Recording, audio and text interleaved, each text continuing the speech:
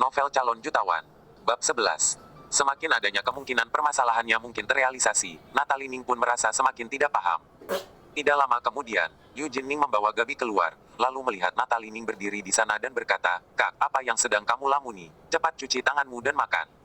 Natalie Ning berpaling menatapnya tanpa sedikit pun pergerakan, ia hanya berbicara dengan ekspresi tegas, "Yujin, katakan yang sejujurnya kepadaku, apa yang sebenarnya kalian berdua lakukan?" "Apanya apa yang dilakukan?" Yu Jinning merasa sedikit tidak paham.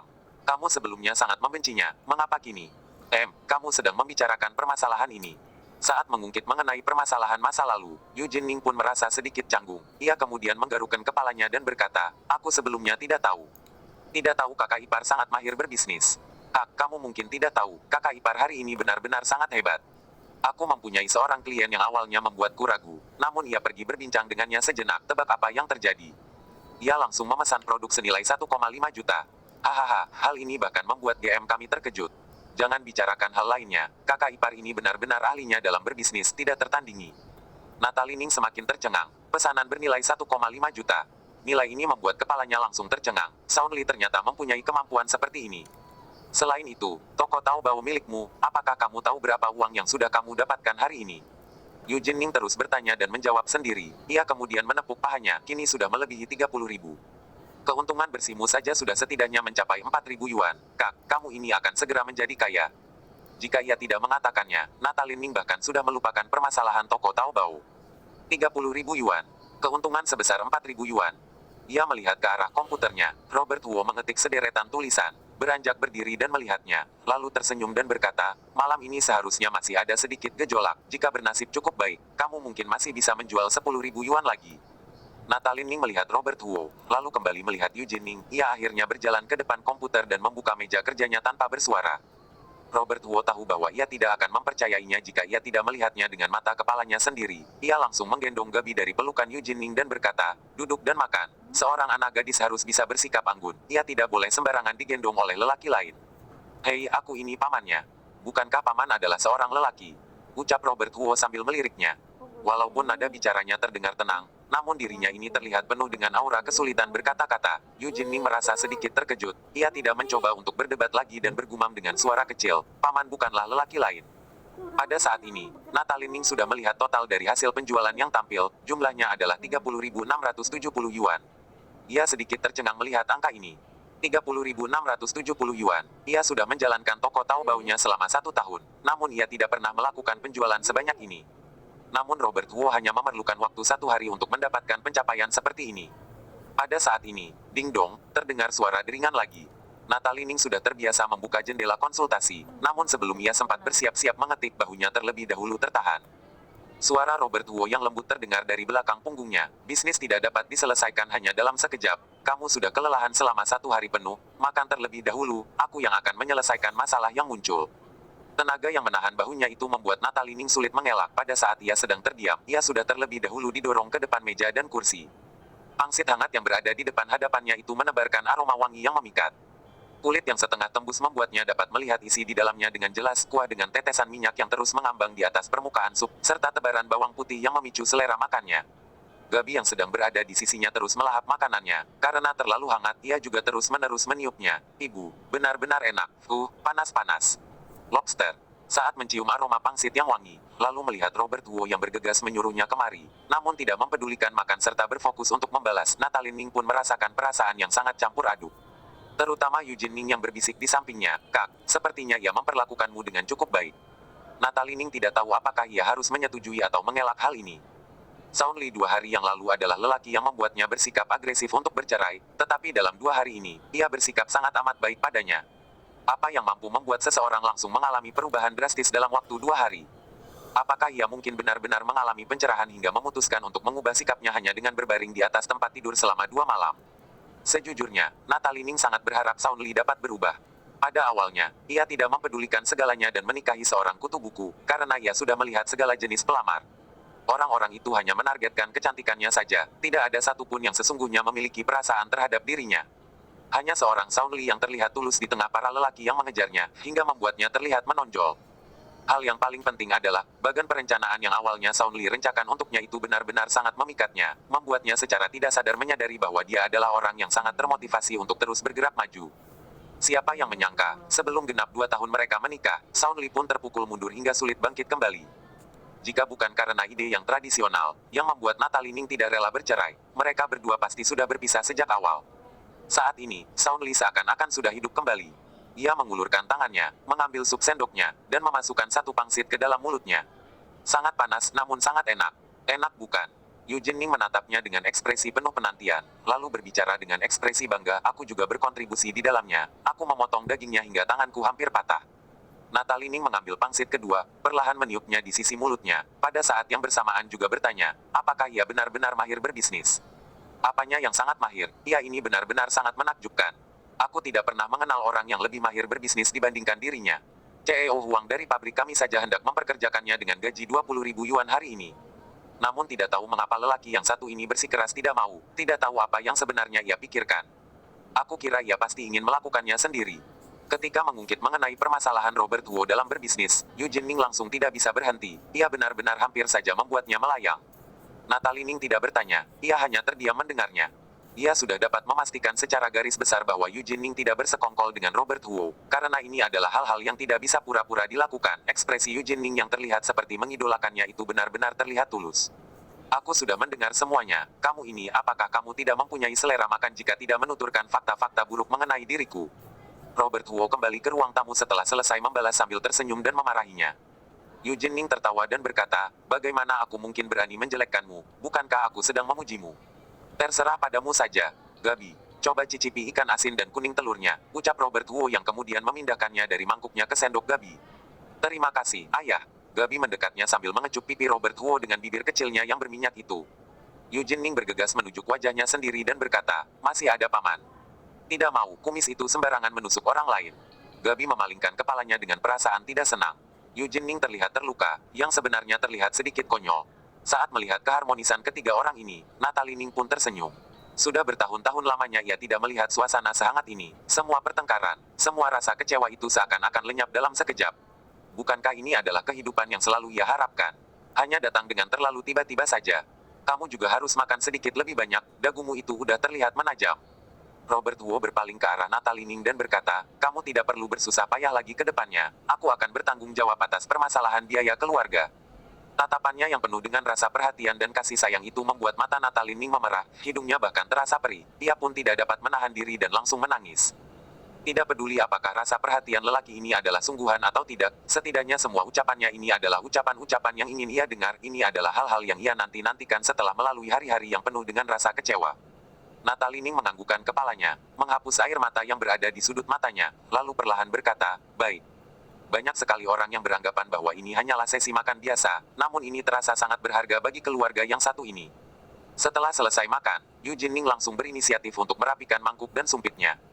Robert Huo awalnya berencana untuk membantu kesibukannya, namun ia akhirnya didorong ke depan hadapan komputer. Kakak iparku yang baik, cepat rapikan proposalnya, kamu tidak perlu mengkhawatirkan hal yang lainnya. Cuci piring, sapu, pel, aku akan melayaninya hingga akhir. Robert Huo tertawa mendengarnya, juga tidak terus bergumul dengannya.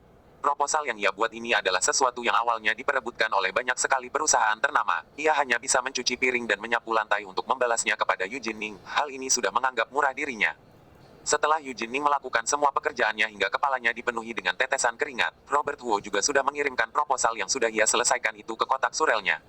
Eugene Ning pergi dengan perasaan sangat senang. Setelah pintu ditutup, Robert Huo berpaling dan melirik Natalie Ning yang sudah selesai mencuci wajah dan menggosok gigi Gabi, dan kini sedang melepas pakaiannya bersiap-siap untuk tidur.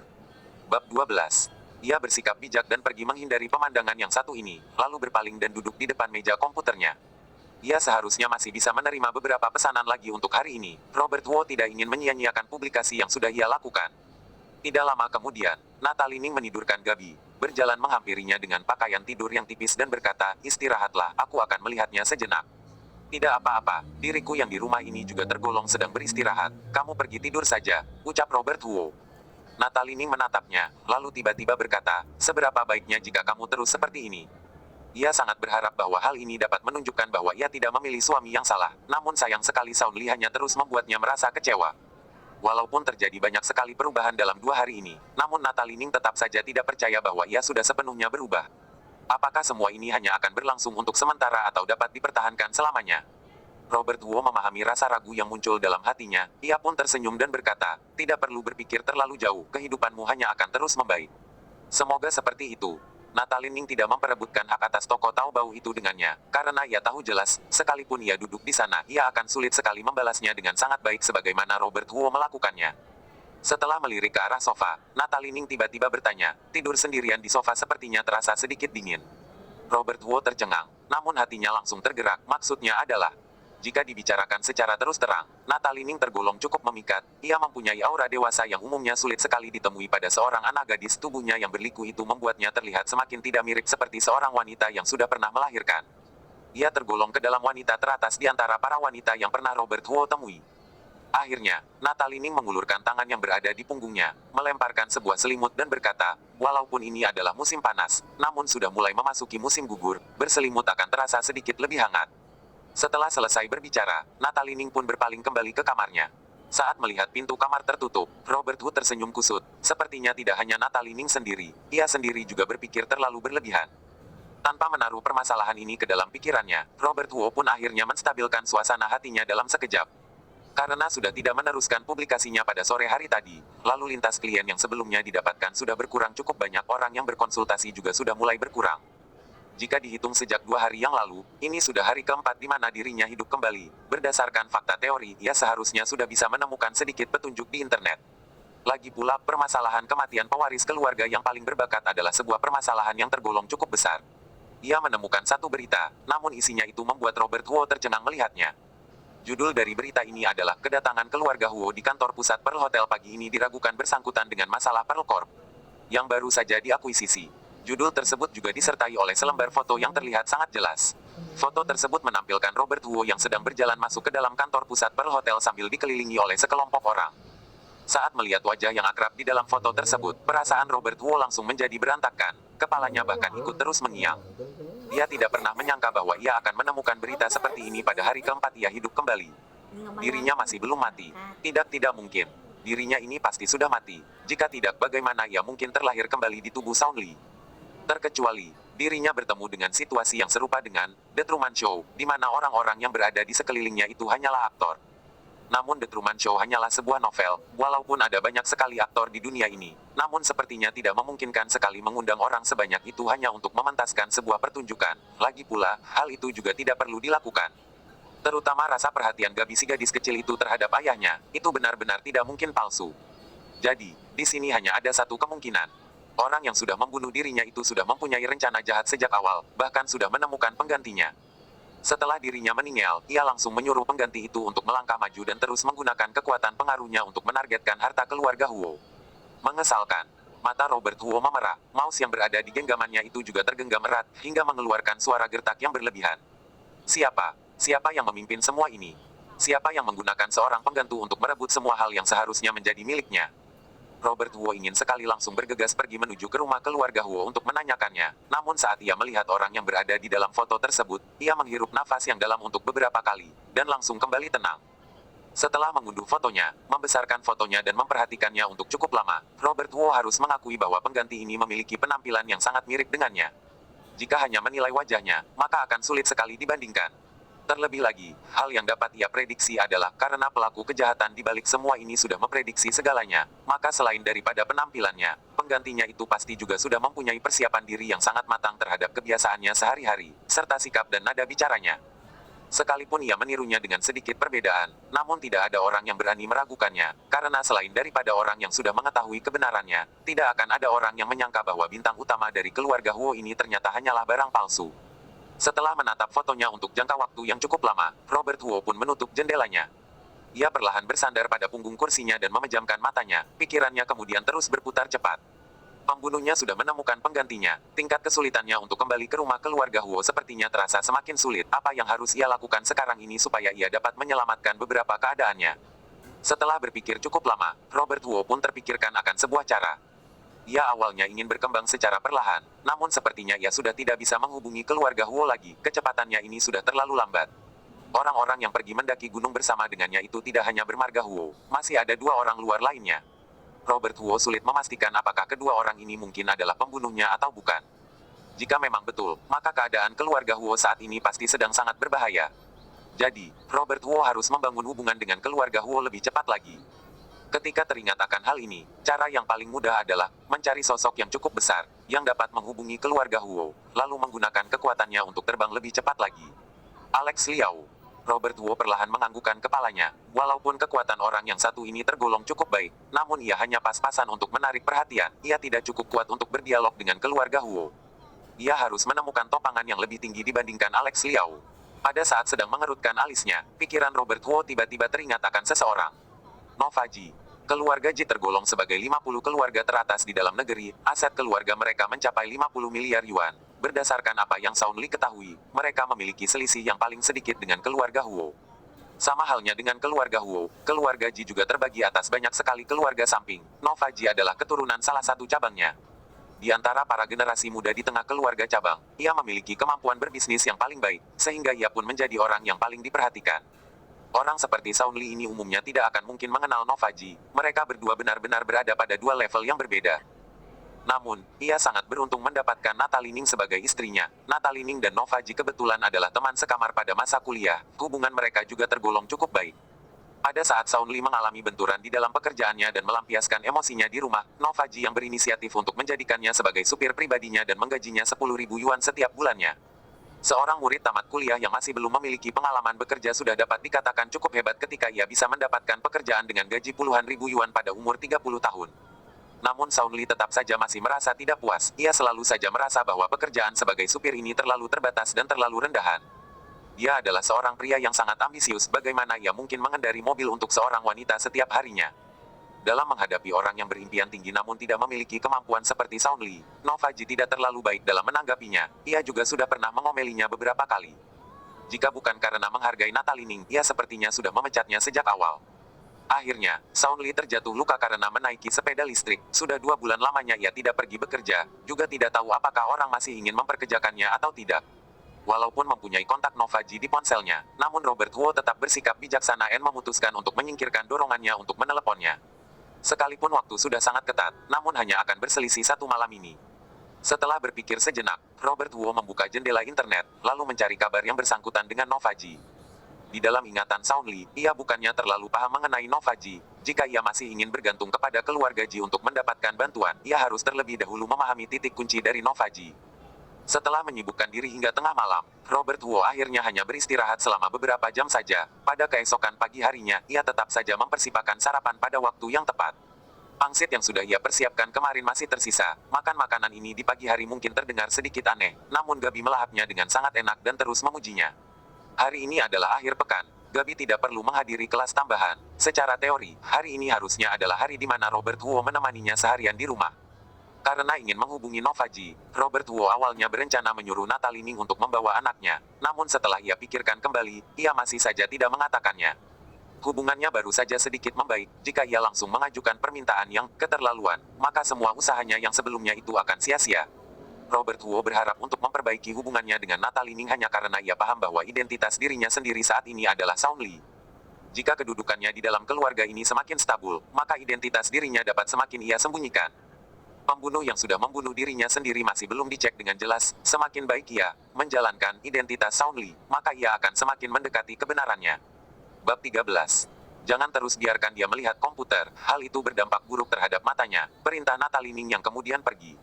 Walaupun hubungan di antara mereka masih belum terlalu akrab, namun nada bicaranya hari ini sudah terdengar lebih hangat dibandingkan 2 hari sebelumnya. Setelah mengunci pintunya, Gabi langsung bergegas berlari ke depan hadapan meja, menarik laci, dan mengeluarkan sebuah kotak siangki. Sambil meletakkan papan siangki plastik murah itu di atas permukaan meja, ia kemudian menatap Robert Huo dengan penuh harapan. "Ayah, bisakah kamu menemani aku bermain siangki?" Robert Huo awalnya ingin menelepon Nova Ji, tetapi saat melihat tatapan Gabi Ji yang penuh penantian, ia pun memilih untuk memenuhi keinginan gadis ini dahulu. Saat melihat ayahnya menyetujuinya, Gabi pun langsung melompat senang. Ia bergegas merapikan kedua sisi siangki, mengangkat kepalanya dan melirik Robert Huo, lalu berbicara dengan sedikit ragu, "Ayah, bagaimana kalau kamu dahulu?" Bermain siangki tergolong kegiatan dari sedikit anggota kerabat keluarga ini.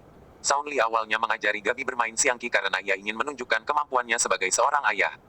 Siapa yang menyangka bahwa Gabi berbakat dalam hal ini? Ia langsung mengalahkannya habis-habisan dalam waktu kurang dari 1 bulan. Hal ini membuat Sound Li kesal hingga tidak mau bermain dengannya lagi.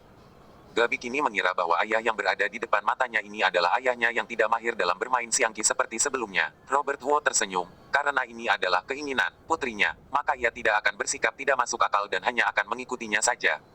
Pada saat inilah pintu bel ditekan. Robert Huo menggerakkan siangkinya yang kedua, lalu beranjak pergi membukakan pintunya.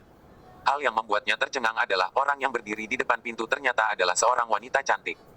Bagian atas tubuhnya mengenakan kemeja sifon berwarna kecoklatan. Bagian bawah tubuhnya mengenakan celana berpinggang tinggi. Kakinya kemudian mengenakan sepasang sepatu hak tinggi berwarna hitam, ditambah dengan riasan formal yang membuatnya terlihat seperti seorang gadis yang sangat dewasa.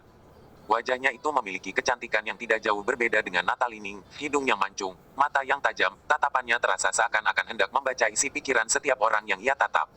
Wanita ini adalah Nova Ji yang berada di dalam ingatan Sound Lee. Robert Huo tidak menyangka bahwa Nova Ji akan berinisiatif untuk datang di pagi hari seperti ini. Kenapa? Merasa terkejut melihatku datang. Suara Nova Ji terdengar berbeda dengan Natalie Ning. Suaranya terdengar sangat nyaring, senyaring tahu yang dipotong oleh sebilah pisau.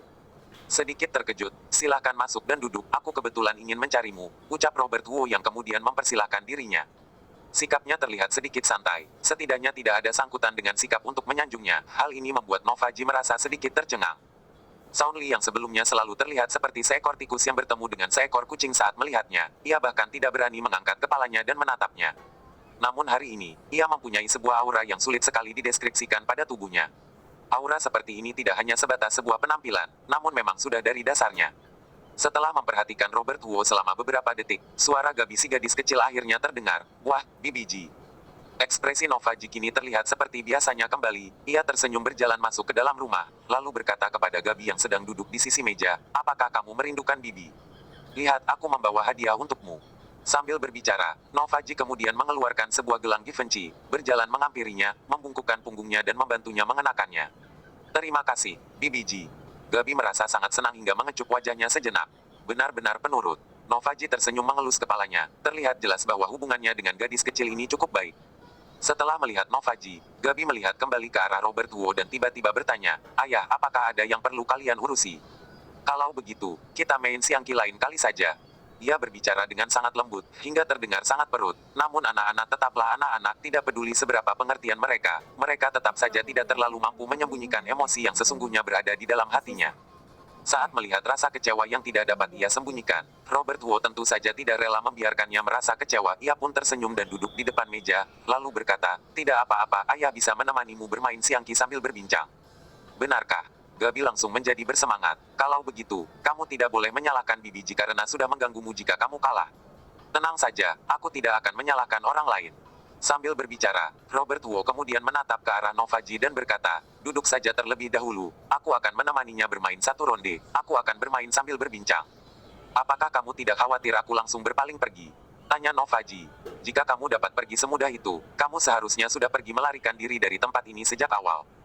Lagi pula kamu adalah kaum elit dari sebuah keluarga besar, kamu tidak mungkin berpikiran sesempit itu, hingga harus berebutan waktu dengan seorang anak kecil, ucap Robert Huo sekaligus menjalankan catur siangkinya. Nova Ji mengerutkan alisnya, ia dapat merasakannya dengan jelas, sikap dan nada bicara lelaki ini saat ini benar-benar memiliki perbedaan yang sangat besar dibandingkan sebelumnya. Apa yang membuatnya berubah? Nova Ji menebak segala jenis kemungkinan, namun ia tidak berinisiatif untuk menanyakannya. Ia beranggapan bahwa ia sudah sangat menjaga harga dirinya dengan datang ke sini secara pribadi. Bagaimana ia mungkin menanyakannya kepadanya lagi? Hubungannya dengan Natalie Ning berjalan dengan sangat baik. Ia juga sudah pernah memberikan bantuan yang sangat penting untuknya. Tidak peduli apakah bersangkutan dengan perasaan pribadi ataupun alasan lainnya, Nova Ji berharap supaya Natalie Ning dapat menjalaninya dengan sedikit lebih baik. Jadi, ia menyuruh Sound Lee untuk menjadi supir pribadinya. Sekalipun lelaki ini sulit dihadapi, namun ia berusaha untuk mengontrol emosinya sendiri. Dalam waktu 2 bulan, Nova Ji terus menunggu Sound Lee untuk pergi bekerja, namun ia tetap saja tidak menerima kabar apapun. Akhirnya, ia menelepon Natalie Ning dan baru mendapat kabar bahwa Sound Lee terus menetap di rumah, di mana ia hanya makan dan menunggu kematiannya, tidak mempunyai sedikit pun maksud untuk kembali bekerja. Setelah meragukannya selama beberapa hari, Nova Ji akhirnya sudah tidak bisa menahannya lagi. Ia sudah mempersiapkan setumpuk ocehan, namun pertemuannya dengan lelaki yang sudah pernah membuatnya merasa sangat kesal itu memberikan perasaan yang berbeda kepadanya. Nova Ji bahkan diam-diam merasakan sedikit tekanan, lawan bicaranya jelas-jelas tidak menuturkan sepatah kata pun, namun ia merasa semuanya dikontrol olehnya. Semua ocehan yang sudah ia persiapkan pun tersendat di dalam tenggorokannya. Sama halnya seperti saat ini, Robert Ho menggunakan anaknya untuk memicunya. Novaji benar-benar tidak bisa melawannya. Tidak peduli apakah ia melangkah pergi ataupun bertengkar, semua itu hanya akan membuktikan bahwa ia sedang berebutan waktu dengan seorang anak kecil. Setelah menetap di rumah selama 2 bulan, kamu sudah semakin pintar berbicara. Novaji mendengus, lalu berbicara dengan nada dingin. Sepertinya energimu saat ini cukup baik, keadaan tubuhmu seharusnya juga sudah membaik, mengapa kamu masih saja tidak pergi bekerja? Apakah kamu benar-benar berharap Natalie akan terus membiayai kehidupanmu? Kamu adalah seorang lelaki, tidak peduli bagaimanapun, kamu tetap harus menjaga martabat seorang lelaki. Sekakmat. Robert Wu menggerakkan Siangki untuk mensekakmat. Pada saat yang bersamaan juga menatap ke arah Novaji dan berkata, sebenarnya kebetulan sekali, aku awalnya juga ingin meneleponmu dan membicarakan permasalahan pekerjaan hari ini, akhirnya kamu pun datang. Benar-benar kebetulan sekali, apakah kamu merasa aku akan mempercayainya? Ucap Novaji sambil tersenyum dingin. Terserah percaya ataupun tidak, perbedaannya tidaklah terlalu besar. Hal yang paling penting adalah aku akan kembali bekerja mulai besok. Jika sekakmat lagi, kamu akan kehabisan Siangki, ucap Robert Wu sambil menggerakkan Siangkinya. Gadis kecil yang duduk di seberangannya tercengang menatap papan Siangki, seakan-akan tidak percaya bahwa ia kalah secepat itu. Ia hanya pernah dikalahkan Saun Li semudah ini ketika ia baru saja mulai bermain Siangki. Setelah itu, ia umumnya selalu menghabiskannya secara sepihak. Gabi awalnya masih berpikir untuk mengalah karena ayahnya sudah bersusah payah untuk menemaninya bermain Siangki. Siapa yang menyangka bahwa kemampuan beramin Siangki Robert Wu sehebat ini, ia bahkan tidak memberikan sedikit pun kesempatan baginya untuk melawan, hingga akhirnya langsung membuatnya sekakmat dalam sekejap. Boleh juga, latihan lebih lagi, kamu dapat bertarung untuk mendapatkan Pek Siangki tingkat 3 tahun depan. Robert Wu mengelus kepala gadis kecil itu sambil tersenyum untuk menenangkannya. Ini bukan hanya merupakan sebuah sanjungan, kemampuan Gabi dalam bermain Siangki benar-benar cukup baik, ia tergolong sangat baik di antara para amatir, pantas saja Saun Li benar-benar dikalahkan habis-habisan olehnya. Pada hari biasa di mana ia tidak mempunyai kesibukan, ia umumnya akan mencari para petua yang senang bermain Siangki di sekitar sini dan membandingkan kemampuannya.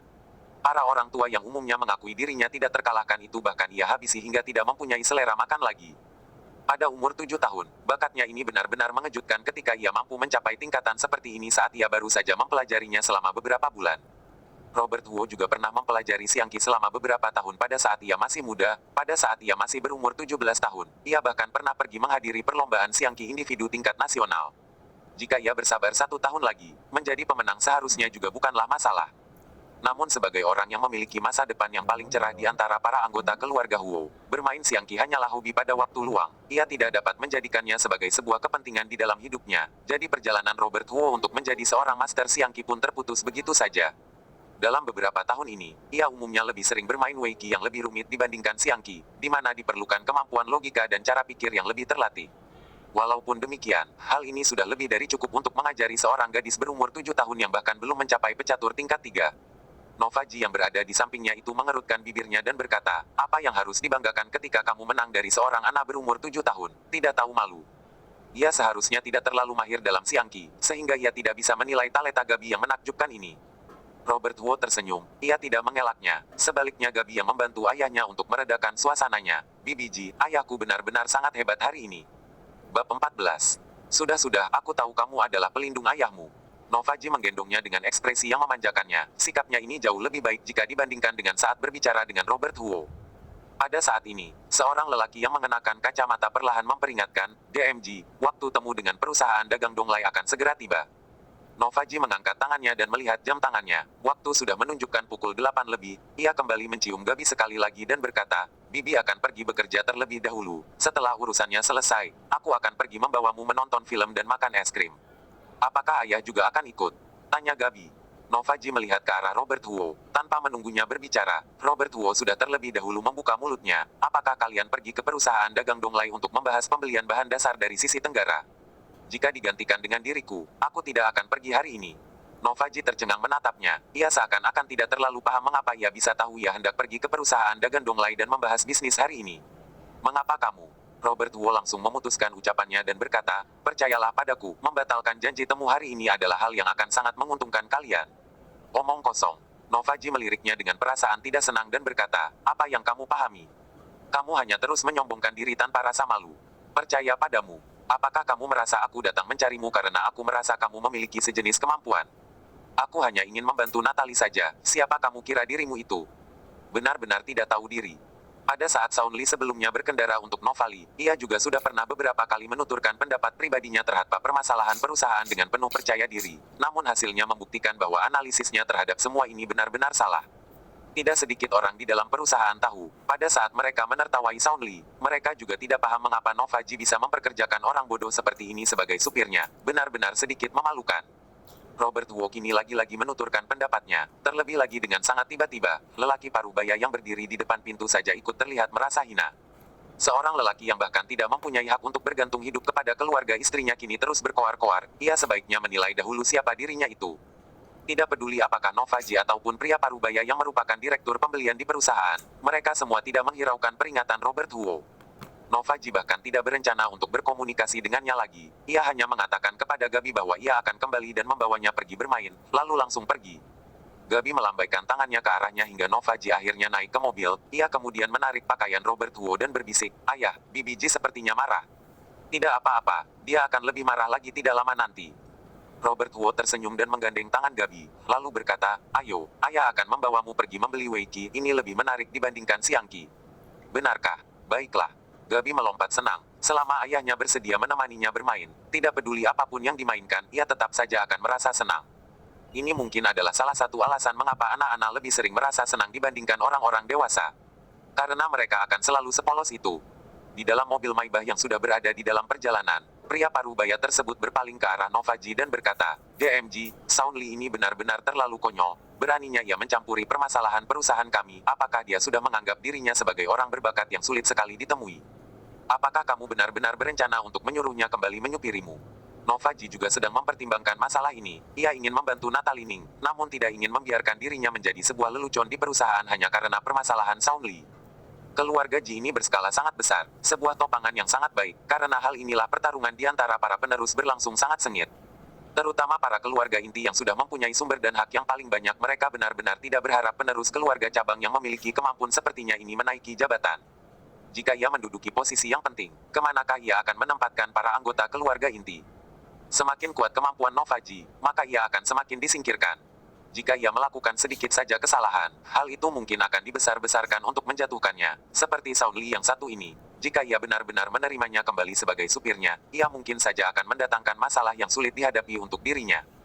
Walaupun awalnya ia menjadikan Sound Lee sebagai supirnya hanya karena sebuah alasan khusus, namun ia tetap saja harus mempertimbangkan apakah ia akan terus membantu Natalie Ning dan Sound Lee atau tidak. Bicarakan saja nanti, kita tidak perlu mempertimbangkan dirinya untuk saat ini. Apakah dokumen pembelian perusahaan dagang Donglai sudah selesai dipersiapkan? Tanya Novaji. Sudah selesai dipersiapkan, negosiasi sebelumnya juga berjalan sangat lancar. Kita ini tergolong pergi untuk menandatangani kontraknya. Pria parubaya itu menggelengkan kepalanya dan berkata, "Hanya orang yang tidak paham seperti Sound Lee saja yang dapat menyuruh kita untuk tidak pergi. Ini benar-benar konyol." Setelah selesai menandatangani kontraknya, ingat untuk tepat waktu mengambil kembali bahan bakunya, ucap Novaji. Terlihat jelas bahwa ia merasa sangat percaya diri terhadap janji kontrak hari ini. Mereka berdua tidak pernah mempertimbangkan peringatan Robert Wu sejak awal sampai sekarang. Apakah mereka mungkin mempercayai perkataan seorang manusia bodoh? Tidak lama kemudian, mobil Maybach tersebut berkendara memasuki lapangan parkir bawah tanah perusahaan dagang Donglai. Novaji membawa direktur pembelian dan menaiki lift dengan penuh percaya diri. Jika pembelian bahan baku kali ini berjalan lancar, maka pencapaiannya dalam semester pertama setidaknya akan menjadi 2 kali lipat. Hal ini tergolong cukup penting. Setelah menunggu selama setengah jam, Novaji akhirnya kembali ke lapangan parkir bawah tanah bersama dengan direktur pembelian dengan ekspresi buruk. Saat baru saja berjalan keluar dari lift, direktur pembelian langsung terengah-engah mengatakan, "CEO Zhao ini benar-benar tidak masuk akal. Ia sudah jelas-jelas mengatakan bahwa ia hendak menjual barangnya kepada kami. Mengapa ia dapat melakukan permainan harga? Bukankah dia ini memaksa kami untuk membayar dengan harga yang tinggi?" Novaji mengerutkan alisnya, ekspresi wajahnya juga terlihat memburuk. Saat baru saja naik ke lantai atas, mereka bertemu dengan Vice CEO yang bertanggung jawab atas kerjasama pembelian perusahaan dagang Donglai. Mereka awalnya mengira bahwa penandatanganan kontraknya itu akan berjalan lancar. Siapa yang menyangka bahwa Vice CEO ini akan menuturkan kata-kata yang tidak mereka sangka. Pengusaha dari Xiangjiang itu bersedia membelinya dengan harga yang berjumlah 10% lebih tinggi. Jadi perusahaan kami memutuskan untuk menjualnya kepada mereka. Mohon jangan marah, inilah dunia bisnis. Siapa yang bersedia mengeluarkan harga yang lebih tinggi, maka barangnya akan dijualkan kepada mereka. Semua orang melakukannya demi mendapatkan uang. Mohon saling memahami sejenak. Tentu saja, jika Giscorp bersedia untuk mengeluarkan harga yang lebih tinggi dari mereka, aku tentu saja akan menjualkannya kepada kalian. Dalam berbisnis, mereka yang mengajukan harga tinggi akan menang. Ini tentu saja hal yang sudah mutlak. Namun hal yang jelas-jelas sudah dinegosiasikan tiba-tiba berubah ketika mereka hendak menandatanganinya. Hal ini benar-benar membuat mereka merasa tidak nyaman. Harga bahan baku perusahaan dagang Donglai awalnya memang sudah tidak tinggi. Harganya 10% lebih murah dibandingkan harga pasaran. Namun jika Novaji ingin membelinya, maka ia harus membelinya dengan harga yang 10% lebih tinggi dibandingkan harga pasaran untuk berhasil mendapatkan kontraknya. Mengeluarkan 10% biaya lebih tinggi adalah hal yang membuat Novaji merasa paling dirugikan. Jika tidak ingin membelinya, pihak perusahaan sedang sangat membutuhkannya, akan sangat sulit baiknya untuk menemukan pemasok barang berjumlah besar dengan harga murah seperti perusahaan dagang Donglai dalam waktu singkat. DMG, bagaimana kalau kamu menelepon ke kantor pusat perusahaan? Tanya Direktur Pembelian. Untuk apa menelepon? Menambahkan tekanan kepada mereka. Apakah kamu merasa ada gunanya? Ucap Novaji dengan nada tidak senang. Direktur Pembelian juga tahu bahwa reputasi Jis Corp ini belum cukup untuk menakuti semua orang. Beberapa orang bahkan berani membunuh dan memanaskan suasana hanya untuk mendapatkan keuntungan. Apakah mereka mungkin takut pada keluarga Ji? Kalau begitu, apa yang harus kita lakukan sekarang? Apakah kita benar-benar harus meningkatkan 10% harganya? Tanya Direktur Pembelian. Novaji ingin sekali langsung menyetujuinya. Bicarakan saja setelah pesanan yang satu ini selesai. Namun dalam sekejap, ia tiba-tiba teringat kembali akan ucapan Robert Huo. Jika diganti dengan diriku, aku tidak akan pergi hari ini. Percayalah padaku, batalkan janji temu hari ini. Hal ini akan sangat menguntungkan kalian. Ini adalah ucapan Robert Huo. Saat mendengarnya, Novaji bahkan merasa bahwa otak lelaki yang satu ini sudah rusak. Ia tidak memahami apa-apa dan tiba-tiba langsung menuturkan ide seperti ini. Namun jika kini dihubungkan dengan perubahan keputusan perusahaan dagang Donglai secara tiba-tiba, Novaji tiba-tiba merasa sepertinya ini sudah terlalu kebetulan. Mengapa lelaki itu menyuruhnya untuk tidak datang ke perusahaan dagang Donglai hari ini? Apakah karena ia tahu akan muncul masalah seperti ini? Namun jika mereka tidak datang hari ini, bahan bakunya akan segera dijual kepada pengusaha Xiangjiang. Bukankah ini lebih buruk? Novaji sedikit kesulitan memahaminya. Untung saja ia adalah orang yang tidak suka berspekulasi. Jika ia memang tidak paham, maka ia akan langsung pergi menanyakannya. Ayo pergi cari Saunli, perintah Novaji. Saunli, untuk apa kita mencarinya? Direktur Pembelian bertanya dengan perasaan tidak paham. Apakah kamu tidak merasa ucapannya 1 jam yang lalu itu memiliki hubungan yang aneh dengan permasalahan yang baru saja terjadi? Ucap Novaji dengan nada rendah. Bab 15. Direktur Pembelian tercengang sejenak. Jika dipikirkan kembali, kenyataannya memang terasa sedikit aneh. Lelaki itu melarang mereka datang ke perusahaan dagang Donglai, lalu pihak mereka kebetulan merubah keadaannya. Namun, Direktur Pembelian masih merasa sangat sulit mempercayai orang kecil seperti Saunli yang bahkan dapat mengetahui rahasia bisnis perusahaan dagang Donglai terlebih dahulu. Ia tidak percaya, namun ia tidak menghalangi pikiran Novaji. Tidak ada pilihan lain. Direktur Pembelian hanya bisa ikut naik ke mobil. Mobil Maybach tersebut pun kemudian pergi meninggalkan lapangan parkir bawah tanah dan berangkat menuju ke rumah tua milik Saunli itu. Robert Huo kini sedang mengajari Gabi cara bermain Weiqi di dalam rumah. Anak ini benar-benar terlalu cerdas. Weiqi terdengar sedikit rumit, namun ia hanya memerlukan waktu 3 menit untuk memahami peraturannya. Di ronde berikutnya, ia pun langsung menjalani permainan dasarnya. Pada ronde kedua, ia mulai mempunyai taktiknya. Robert Huo disebut sebagai si jenius di antara para jenius. Menurutnya, Gabi juga berhak dipanggil seperti ini. Sebenarnya sulit sekali dibayangkan seorang kutu buku seperti Saunli itu ternyata dapat melahirkan seorang anak gadis yang secerdas ini. Gabi juga lebih dewasa dibandingkan teman-teman sebayanya. Sangat pengertian, membuat orang lain merasa semakin menyukainya. Pada saat ronde kedua baru saja berjalan setengahnya, pintu rumah tiba-tiba diketuk diikuti suara Yu Jinning yang terdengar berteriak kuat di luar pintu. Robert Huo pergi membukakan pintunya dan berkata, apakah kamu datang untuk mendobrak rumah? Kakak ipar, berhasil, berhasil. Yu Jinning berjalan masuk dengan penuh semangat, ia kemudian memeluknya dan berteriak. Robert Huo paham akan apa yang sedang ia senangi, pasti hanya karena permasalahan toko Taobao. Namun apakah ia harus merasa sesenang itu hanya karena sebuah masalah kecil? Hal yang tidak terlalu dihargai oleh Tuan Muda Huo terasa seperti sebuah kebahagiaan bagi Yu Jinning. Jangan terus berteriak lagi, apakah kamu tidak melihat bahwa Gabi sedang berpikir? Robert Huo mengomel. Yu Jinning kini merendahkan suaranya, namun tetap saja tidak dapat menahan diri untuk tidak menarik Robert Huo dan berkata, Cee Huang sudah mengatakan bahwa ia akan terlebih dahulu memberikan 200.000 yuan kepadaku, supaya aku dapat mengurusi tokonya terlebih dahulu. Selama semua pesanan ini selesai, ia akan memberikan 300.000 lagi kepadaku. Terlebih lagi, ia juga tidak mengambil sepeser pun dari keuntungan toko Taobao. Jika dikurangi dengan biaya modal, semua uang yang tersisa akan kuinvestasikan untuk kedua kalinya dan menjadi dana alokasiku. Kakak ipar, aku akan segera kaya. Robert Huo tertawa mendengarnya. Dari mana asal ucapannya ini? Ia belum membuka tokonya tetapi sudah merasa hendak kaya. Jika ia berhasil membuka toko, bukankah ia akan langsung melayang? Sudah, selamat, CEO Ning. Duduk dan minum air terlebih dahulu. Aku akan menemani Gabi bermain Weiqi, ucap Robert Huo. Ah, tunggu, aku belum selesai berbicara. Yu Jinning bergegas menariknya, ekspresinya terlihat sedikit mengerut, ia kemudian berkata, apanya? CEO Huang memberikan sebuah tugas kepadaku, aku harus bisa menyelesaikan tugas yang satu ini untuk bisa mendapatkan uangnya. Robert Huo melihat sedikit petunjuk dari ekspresi pada wajahnya, lalu langsung berkata, aku tidak punya waktu. Kakak iparku yang baik, kakak iparku tersayang, kakakku.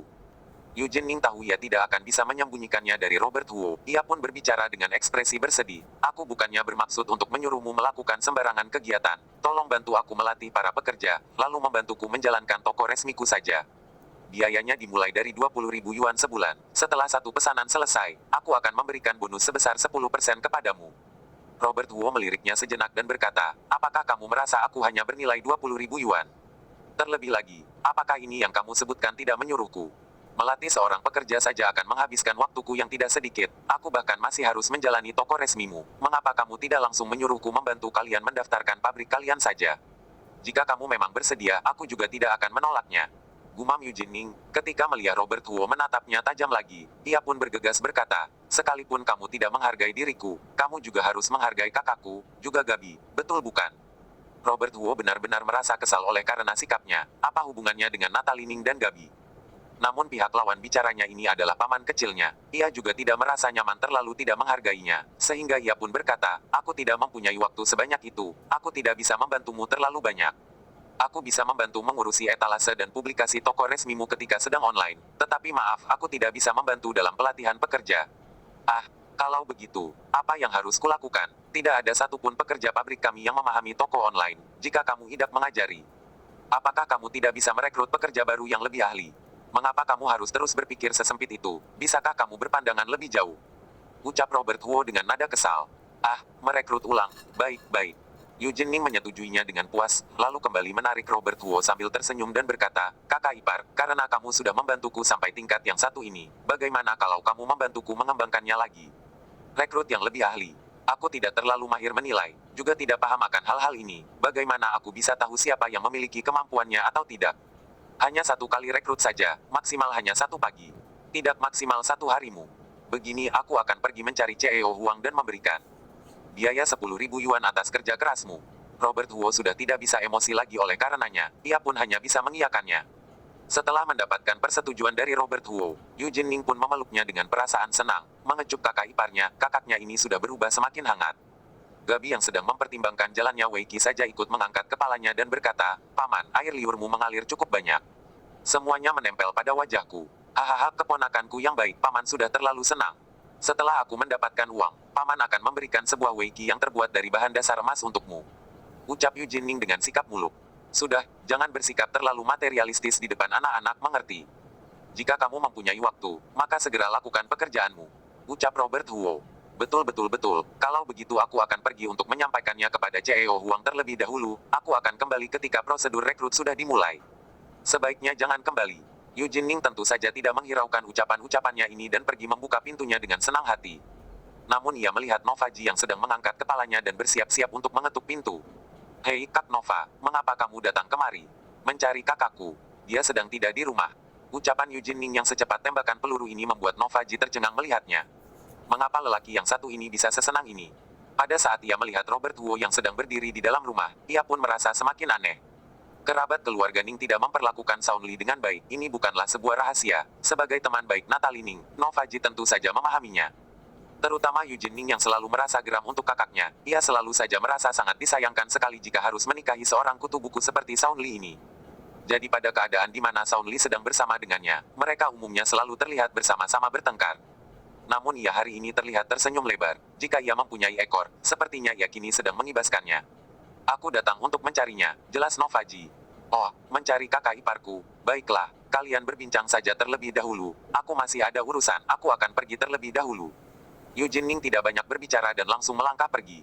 Tidak ada yang menyadari bahwa sapaan kakak ipar itu membuat Nova Ji semakin tercengang. Yu Jinning ternyata memanggil Sound Lee sebagai kakak iparnya. Apakah dia baru saja selesai minum obat atau lupa makan obat? Pada saat inilah, Robert Huo membuka mulutnya dan berkata, jika kalian memang datang untuk menemui diriku, maka masuk dan bicarakan di dalam saja. Saat melihat lelaki yang sedang tersenyum itu, Novaji merasakan sedikit perasaan aneh yang sulit ia tuturkan. Ia tidak terus berdiri di depan pintu dan langsung berjalan masuk ke dalam rumahnya. Direktur pembelia yang sebelumnya datang bersama dengannya sudah terlebih dahulu berkendara kembali ke perusahaan, karena Novaji merasa bahwa permasalahan yang hendak ia bicarakan di sini mungkin akan menyinggung sedikit mengenai rahasia beberapa orang. Ia tidak ingin membiarkan terlalu banyak orang mengetahuinya. Setelah menutup pintu, Robert Wu menuangkan segelas air untuk Novaji, lalu kembali duduk di seberang Gabi, mengambil salah satu catur hitam dari atas papan dan berkata, "Bicarakan sambil duduk saja." Sederetan tindakannya ini terlihat sangat tenang, hingga membuat Novaji seakan-akan merasa sedang bertemu dengan seniornya. Ia seharusnya jelas-jelas tidak mempunyai reaksi seperti ini ketika bertemu dengan Sound Lee, namun melihat sikapnya ini, ia pun memakluminya saja. Saat melihat Wei Qi yang baru di depan matanya, Novaji tidak langsung membahas mengenai permasalahan perusahaan dagang Donghai, melainkan bertanya, "Kamu tahu cara bermain Wei Qi? Aku pernah mempelajarinya untuk beberapa saat cukup menarik, kamu boleh mempelajarinya jika kamu mempunyai waktu." Robert Wu kembali meletakkan Wei Qi-nya dan berkata, "Langkahmu yang ini salah, satu kesalahan langkah yang terus berkelanjutan, apakah kamu masih ingin meneruskannya?" "Mau." Gabi menganggukkan kepalanya dengan tatapan yang penuh dengan rasa fokus dan serius. Robert Wu tersenyum dan membiarkannya merapikan catur-caturnya, lalu melihat ke arah Novaji dan berkata, "Kamu seharusnya sudah pergi ke perusahaan dagang Donglai, bukan? Apakah hal itu sudah menjernihkan pikiranmu?" Novaji menatapnya dan bertanya dengan kebingungan, "Apakah kamu benar-benar mengetahui urusan mereka?" "Bagaimana kamu bisa mengetahuinya?" "Tidak penting bagaimana aku bisa mengetahuinya, yang penting adalah hasilnya." "Berapa persen peningkatan yang diharapkan oleh perusahaan dagang Donglai?" tanya Robert Wu. Novaji sudah memastikan bahwa lelaki ini sebelumnya tidak sembarangan berbicara, ia pasti sudah mengetahui sesuatu hingga akhirnya memperingati dirinya. Namun sayang sekali ia tidak mempunyai rasa percaya diri tersebut. Bab 16. 10% lebih tinggi, ucap Novaji dengan sesegera mungkin tanpa sedikit pun maksud untuk menyembunyikannya. "Masih boleh-boleh saja, tidak tergolong terlalu tinggi." Robert Wu kemudian lanjut bertanya, "Kalau begitu, apa yang ingin kamu lakukan sekarang? Menerima persyaratan mereka?" Novaji menatapnya. Setelah setengah menit berlalu, pada saat Gabi sudah mearifkan semua caturnya dan memanggil Robert Wu untuk melanjutkan ronde berikutnya, ia kemudian bertanya, "Jika diganti dengan dirimu, apa yang akan kamu lakukan?" "Aku." Robert Wu berpaling. Gabu sudah terlebih dahulu menjalankan catur hitamnya. Ia mengambil catur putihnya dan meletakkannya secara sembarangan, lalu berkata, "Jika kalian sudah pergi, ini artinya kalian sudah kehilangan kesempatan dan terjatuh ke dalam permainannya. Jika diganti dengan diriku, aku akan memikirkan cara untuk menutupi informasi internal mengenai keperluan perusahaan terhadap barang ini, lalu menyebarkan informasi melalui jalur kecil bahwa kamu sudah membangun koneksi dengan kedua pemasok lainnya. Hal ini mungkin saja akan merebut pencapaianmu, jadi kamu akan emosi, tentu saja akan kembali mendapatkan inisiatifnya." Novaji tercengang mendengarnya. Ia tidak pernah memikirkan cara yang Robert Wu katakan, bahkan dapat dikatakan benar-benar tidak pernah terpikirkan sebelumnya. Karena perusahaan sangat memerlukan produk ini, mereka tidak akan bisa menemukan penggantinya dalam waktu yang singkat. Cara yang dapat ia pikirkan hanyalah langsung meninggikan harganya dan membelinya. Jika hal ini terjadi pada hari-hari bisa, Novaji pasti hanya akan mengendus ketika mendengar cara yang Robert Wu sampaikan. Namun ia kini tidak langsung menuturkan isi pikirannya, melainkan bertanya setelah mempertimbangkannya, mengapa harus bertindak seperti ini? Karena hanya JIS Corp yang memerlukan produk ini di dalam negeri untuk sementara waktu, bahkan sangat tergesa-gesa memerlukannya, jadi perusahaan dagang Donglai menggunakan cara seperti ini untuk menekan kalian meninggikan harganya.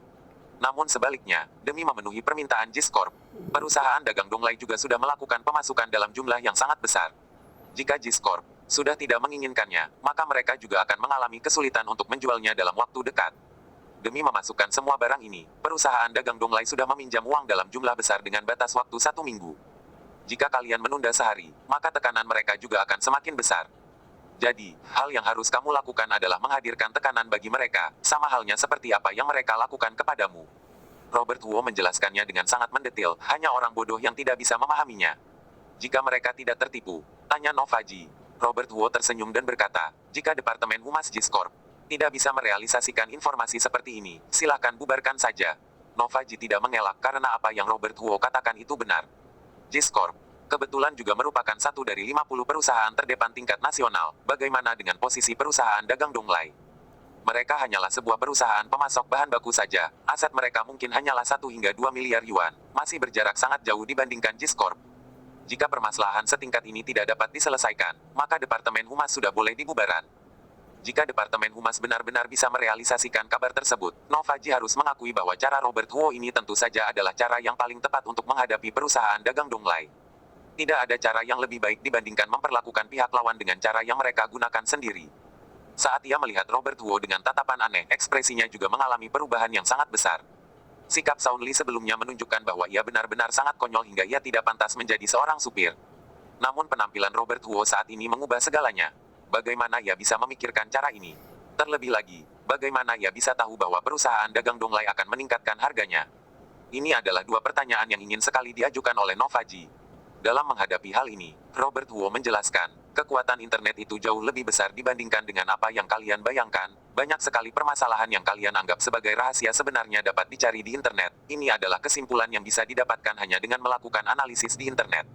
Novaji tidak mengelak, sesuai dengan apa yang Robert Huo katakan, tidak peduli apakah permasalahan mengenai keperluan Giscorp terhadap bahan baku tersebut, ataupun jumlah produk yang masuk ke perusahaan dagang Donglai atau bahkan pinjamannya, semua informasi itu bisa didapatkan melalui permintaan informasi dari pihak resmi. Namun tanpa adanya pikiran berbisnis yang cukup, siapa yang mungkin akan mengecek hal-hal ini? Seperti permasalahan pinjaman, sepertinya tidak ada satupun orang di dalam Giscorp yang akan memikirkan dari mana uang yang didapatkan perusahaan dagang Donglai untuk mendapatkan uang sebanyak itu dan membeli bahannya. Namun seorang supir yang sebelumnya selalu ditertawai banyak orang itu berhasil mengeceknya, bahkan menemukan cara yang sangat hebat untuk mengelaknya. Jika hal ini diketahui oleh orang-orang di perusahaan, sepertinya rahang bawah mereka pun akan langsung terlepas. Novaji akan dianggap sebagai ancaman langsung oleh keluarga ini. Kemampuannya sudah terbukti. Ia kini harus mengakui ia sepertinya sudah menyepelekan supir ini. Ia bahkan mampu menyelesaikan permasalahan yang sulit ia selesaikan dengan sangat mudah. Sangat hebat. Aku kini merasa sangat penasaran, apakah dirimu yang cerdas sekarang ini adalah orang yang sama dengan dirimu yang bodoh sebelumnya? Tanya Novaji. Perasaan Robert Huo langsung tertegun mendengar pertanyaannya. Untung saja ia cukup bijaksana, ekspresinya juga tidak terlihat berubah. Ia tetap bermain Weiqi bersama Gabi dengan tenang dan menjawab juga pada saat yang bersamaan. Pohon yang semakin tinggi akan semakin mudah dijatuhkan. Bagaimana kamu bisa melihat jelas angin yang bertiup jika kamu tidak bersikap sedikit lebih bodoh? Novaji langsung tercengang mendengarnya, ucapannya ini membuatnya sulit sekali menebak siapa yang sedang ia bicarakan. Apakah ia sedang membicarakan dirinya? Atau membicarakan dirinya sendiri? Jangan terus memikirkan hal-hal yang tidak berguna itu lagi. Selesaikan urusan yang seharusnya kamu selesaikan, aku akan pergi bekerja besok. Robert Huo memperingatkannya. Baik, aku akan pergi terlebih dahulu. Novaji menjawabnya dengan singkat dan langsung melangkah pergi. Ada banyak sekali hal yang harus ia selesaikan saat ini, sekalipun ia merasa sangat penasaran terhadap kebijaksanaan Robert Huo yang tiba-tiba meledak, namun ia tidak akan menanyakannya terlebih dahulu untuk sementara waktu. Jika ia tidak segera menyelesaikan urusan perusahaan dagang Donglai, maka orang lain mungkin saja menggunakan kelemahannya ini. Setelah Novaji pergi, Robert Huo pun tersenyum. Berdasarkan reaksi Novaji, sepertinya langkahnya yang satu ini tidak terlalu buruk. Semakin cepat ia mengurusi keluarga Ji sebagai kapalnya, maka ia akan semakin mudah mendekati keluarga Huo. Novaji yang sudah kembali ke mobil kemudian mengeluarkan ponselnya dan menelepon Direktur Departemen Humas. Direktur Ma, segera tutup semua informasi mengenai keperluan kantor pusat perusahaan terhadap bahan baku tersebut. Aku tidak peduli mengenai cara apapun yang kalian gunakan. Dalam waktu 6 jam aku tidak mau melihat segala jenis informasi yang bersangkutan lagi di internet. Selain itu, cepat hubungi pihak media yang tidak terlalu terkenal dan sebarkan sebuah berita yang sangat penting, karena hubungan kerja sama pembelianku dengan perusahaan dagang Donglai berjalan kurang lancar. Vis GMK Sili menekan Dirku yang merupakan bagian dari keluarga cabang. Kini sedang bersemangat bekerja sama dengan dua pemasok bahan baku lainnya. Mereka diestimasikan akan segera menandatangani kontraknya dalam waktu 2 hari. Sisi lain panggilan menghening sejenak, lalu terdengar suara seorang lelaki, DMG. Apakah kita tidak perlu menyampaikannya kepada Vis CEOG dahulu sebelum mengatakannya? Aku sudah menyuruhmu untuk segera melakukannya. Aku akan membahasnya dengan Vis CEOG, kamu tidak perlu menghiraukannya. Ucap Novaji dengan nada bicara yang dingin. Baik, aku paham. Setelah memutuskan panggilannya, Novaji mengangkat kepalanya ke arah luar jendela dan melirik ke arah rumah kecil milik Robert Hu. Lelaki ini benar-benar sudah memberikan terlalu banyak rasa kejut untuknya hari ini. Sulit baginya untuk tidak memikirkannya. Kendarakan mobilnya kembali ke perusahaan. Perintah Novaji. Sang supir mengiyakannya, menginjak pedal gas mobil Maybach pun langsung perlahan pergi menjauh. Ketika sore hari tiba, Yu Jinning pun kembali. Derry Huang sudah menyetujui semua persyaratannya, bahkan memberikan biaya rekrut sebesar 100.000 yuan ketika mendengar Robert Huo bersedia membantu prosedur rekrut. Sambil membawa setumpuk dokumen, Yu Jinning yang tidak paham akan toko online pun tercengang menatap Robert Huo. Kakak ipar sayang, kakak iparku. Robert Huo merasa sangat jijik dengannya, sehingga ia hanya bisa membantunya untuk mengisi dokumen registrasi. Tautan ini memang sedikit merepotkan dan perlu diurusi oleh mereka yang lebih paham terhadap toko Taobao. Namun sekalipun dokumen sudah diisi dengan lengkap, pihak yang bertugas tetap saja memerlukan waktu setidaknya 1 minggu untuk mengulasnya kembali. Saat mendengar proses pengulasan hanya akan selesai dalam waktu 1 minggu, Yu Jinning pun melompat cemas, ia kini benar-benar ingin langsung membuka toko online-nya. Robert Wu tersenyum dan berkata, apakah kamu tahu kamu tidak seharusnya tergesa-gesa dalam bertindak, terlebih lagi, uang dari toko yang kamu buka saat ini saja belum kamu terima, apa gunanya sekalipun langsung selesai diulas. Waktu 1 minggu ini kebetulan cukup untuk melakukan rekrut dan publikasi. Pada saat sedang merekrut pekerja, aku akan sekaligus mengusuri tokomu di sini. Pada saat Natalining kembali, ia kebetulan melihat adiknya sedang mempertanyakan permasalahan pembukaan toko kepada Robert Wu. Robert Wu menjelaskannya tanpa rasa sepele dan membuatnya terlihat sangat harmonis. Ia pun tersenyum tanpa ia sadari, pemandangan seperti ini benar-benar terlihat sangat indah, membuat hatinya kini penuh dengan rasa bahagia. Kak, Yu Jinning berpaling dan menyapanya, lalu kembali menanyakan permasalahan publikasi kepada Robert Wu.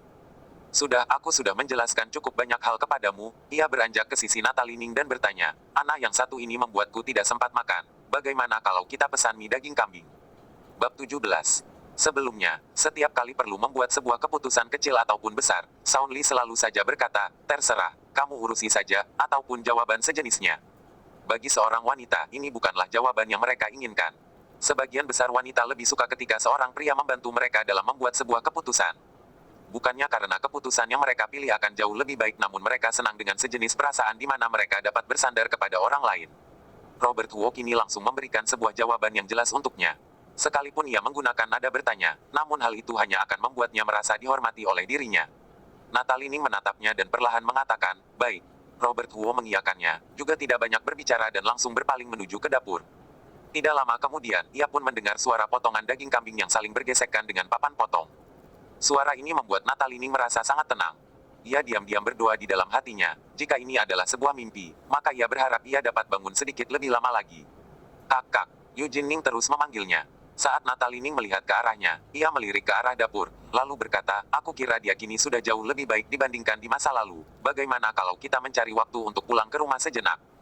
Jangan menilai ayah dan ibu hanya dari sikap mereka saja. Mereka memang tajam dalam berbicara namun sebenarnya berhati lunak. Mereka mungkin berkata tidak merindukanmu, namun mereka sebenarnya merasa sangat rindu di dalam hati. Saat makan sosis bulan lalu, ibu bahkan tidak sengaja berkata tidak tahu apakah kakakmu masih makan sosis atau tidak. Kalau tidak, bagaimana kepalaku yang satu ini bisa mengingat untuk memberikan sosis untukmu? Terlebih lagi, ayah bahkan memarahiku ketika aku mengantarkan sosis. Ia memarahiku bahwa aku selalu mengantarkan segalanya kemari. Jika memang sudah memutuskan untuk memberikan, mengapa hanya memberikan 3 sosis? Mengapa tidak mengantarkan semuanya saja? Sosis sebanyak itu adalah hasil dari tangannya sendiri. Ia mungkin terus memarahiku dengan menggunakan mulutnya, namun ia tidak pernah mengurangi satupun hal yang hendak diberikan kepadamu. Mata Natalining memerah ketika mendengarnya, ia dapat membayangkan keadaan di mana ayahnya memarahinya. Ia juga paham bahwa ayah dan ibunya tidak sesungguhnya ingin memutuskan hubungan dengan dirinya, mereka hanya merasa kurang puas dan berharap yang lebih baik untuk dirinya saja. Harapan kedua orang tua itu terhadap putri yang satu ini sangat tinggi, tetapi kenyataannya sangat mengenaskan, sehingga mereka tentu saja merasa marah. Natalining memutuskan untuk tidak pulang bukan karena merasa takut mereka memarahinya, namun benar-benar merasa malu untuk menemui mereka. Sekarang, Robert Wu sudah mengubah semua kesannya, namun Natalining tetap saja masih tidak ingin pulang ke rumah semudah itu. Ia khawatir semuanya akan kembali seperti sebelumnya. Sebelum ia bisa memastikan suaminya sudah sepenuhnya membaik, maka dia akan menahan semua rasa sedih dan penantiannya itu di dalam dirinya sendiri. Bicarakan saja setelah beberapa waktu berlalu. Natalining menghapus air mata pada sudut matanya, lalu melihat ke arah laptop dan bertanya dengan rasa penasaran, apa yang sedang kalian lakukan? Membuka toko online. Saat berbicara mengenai hal ini, Yu Jinning pun langsung merasa bersemangat dan berkata, aku kini benar-benar mendapatkan harta karun. Kusampaikan kepadamu, kakak ipar benar-benar sangat ahli dalam bidang berbisnis. Aku hari ini. Saat melihat sikap adiknya yang terus tidak bisa diam dan memujinya, Natalining pun merasakan kesenangan yang tidak bisa ia deskripsikan. Pada saat baru saja menikah, ia sudah pernah memimpikannya akan ada suatu hari di mana semua orang memuji suaminya. Mungkin ada orang yang juga berkata bahwa keangkuhan akan mendatangkan malapetaka, namun berapa orang yang tidak merasa sombong? Sombong bukanlah sejenis dosa, sebaliknya akan mendorong seseorang untuk terus termotivasi bergerak maju. Jika semua orang merasa puas dengan kehidupan mereka saat ini, bagaimana dunia dapat mengalami kemajuan? 15 menit kemudian, mie dengan daging kambing yang hangat pun disajikan. Tidak ada cara yang terlalu rumit, namun Robert Wu berhasil membuat setiap mangkuk mie daging kambing itu menjadi sangat menggiurkan. Sayur bok choy yang hijau terlihat bertopang di samping daging kambing yang lembut, mie yang berwarna putih terlihat seperti mahua yang berbentuk mengguling. Dua tetes minyak yang membuat semua aroma bersatu memasuki hidungnya dan sepenuhnya tersebar. Yu Jinning menghirup aromanya hingga mendalam, lalu mengambil sumpitnya dan langsung melahapnya. Ia terus makan dan tidak lupa untuk mengacungkan jempolnya. Enak, enak, kakak ipar. Kemampuan memasakmu ini masih lebih hebat dibandingkan koki di restoran. Aku tidak akan pulang ke rumah untuk makan lagi ke depannya. Apapun yang kamu masak, mohon masak satu porsi lebih untukku. Lihat penampilanmu yang serupa seperti hantu kelaparan ini. Makanlah sedikit lebih pelan. Tidak ada orang yang berebutan denganmu, ucap Natalie Ning sambil tersenyum. Senyumannya terlihat sangat menawan, serupa seperti bunga magnolia yang membuat Robert Huo tidak bisa menahan diri untuk tidak melihatnya lebih lama lagi. Natalie Ning berpaling dan menatap dirinya, lalu bertanya, "Kenapa kamu tidak makan? Apa yang kamu lihat?"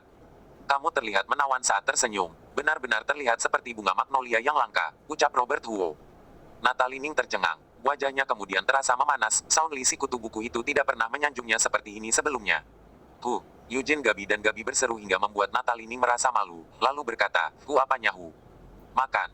Kamu juga harus makan. Kamu sudah bekerja keras, ucap Robert Huo yang kemudian menyerahkan sepasang sumpit kepadanya.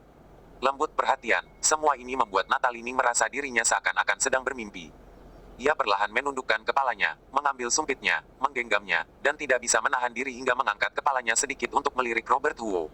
Saat menyadari tatapannya, Robert Huo tersenyum kepadanya. Wajah Sound Lee awalnya memang tergolong tampan, namun ia terlalu kutu buku dan terlalu melankolis untuk waktu yang lama, sehingga membuatnya terlihat sedikit lemah gemulai. Namun senyuman Robert Huo saat ini terlihat seperti sinar matahari. Seceria itu, berbeda dengan perasaannya sebelumnya. Wajah Natalie Ning semakin memanas ketika melihat senyumannya. Ia bergegas menundukkan keaplannya dan mulai melahap mie di dalam mangkuknya. Namun dirinya yang tidak sepenuhnya fokus itu membuatnya sangat lambat melahapnya. Setelah selesai makan, Yu Jinning yang masih ingin bermalas-malasan sedikit lebih lama akhirnya diusir oleh Robert Huo tanpa sedikit pun perasaan bersegan. Pada saat Natalie Ning pergi mengantarnya, Yu Jinning naik ke atas mobil. Kepalanya mengulur ke arah luar jendela, melirik Robert Huo yang sedang merangkul Gabi di depan pintu, lalu berbisik kepada Natalie Ning, "Festival pertengahan musim gugur akan segera tiba, kamu urusi saja kapan pulang.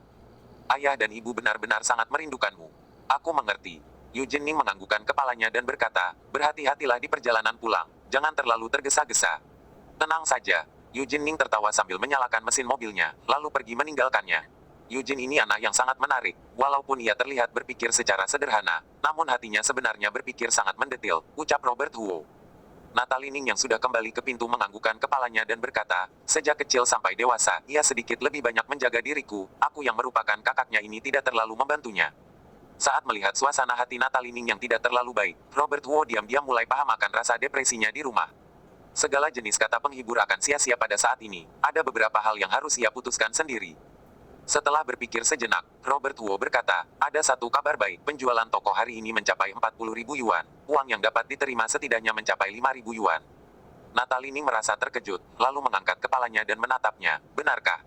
"Sebanyak itu. Tentu saja sungguhan, namun tingkat penambahan penjualan harian tidak cukup, kita sudah seharusnya memilih beberapa produk tambahan saat ini. Dalam 2 hari ke depan, model yang benar-benar hangat akan segera dijual, penjualan hariannya pasti akan lebih meledak lagi," ucap Robert Huo.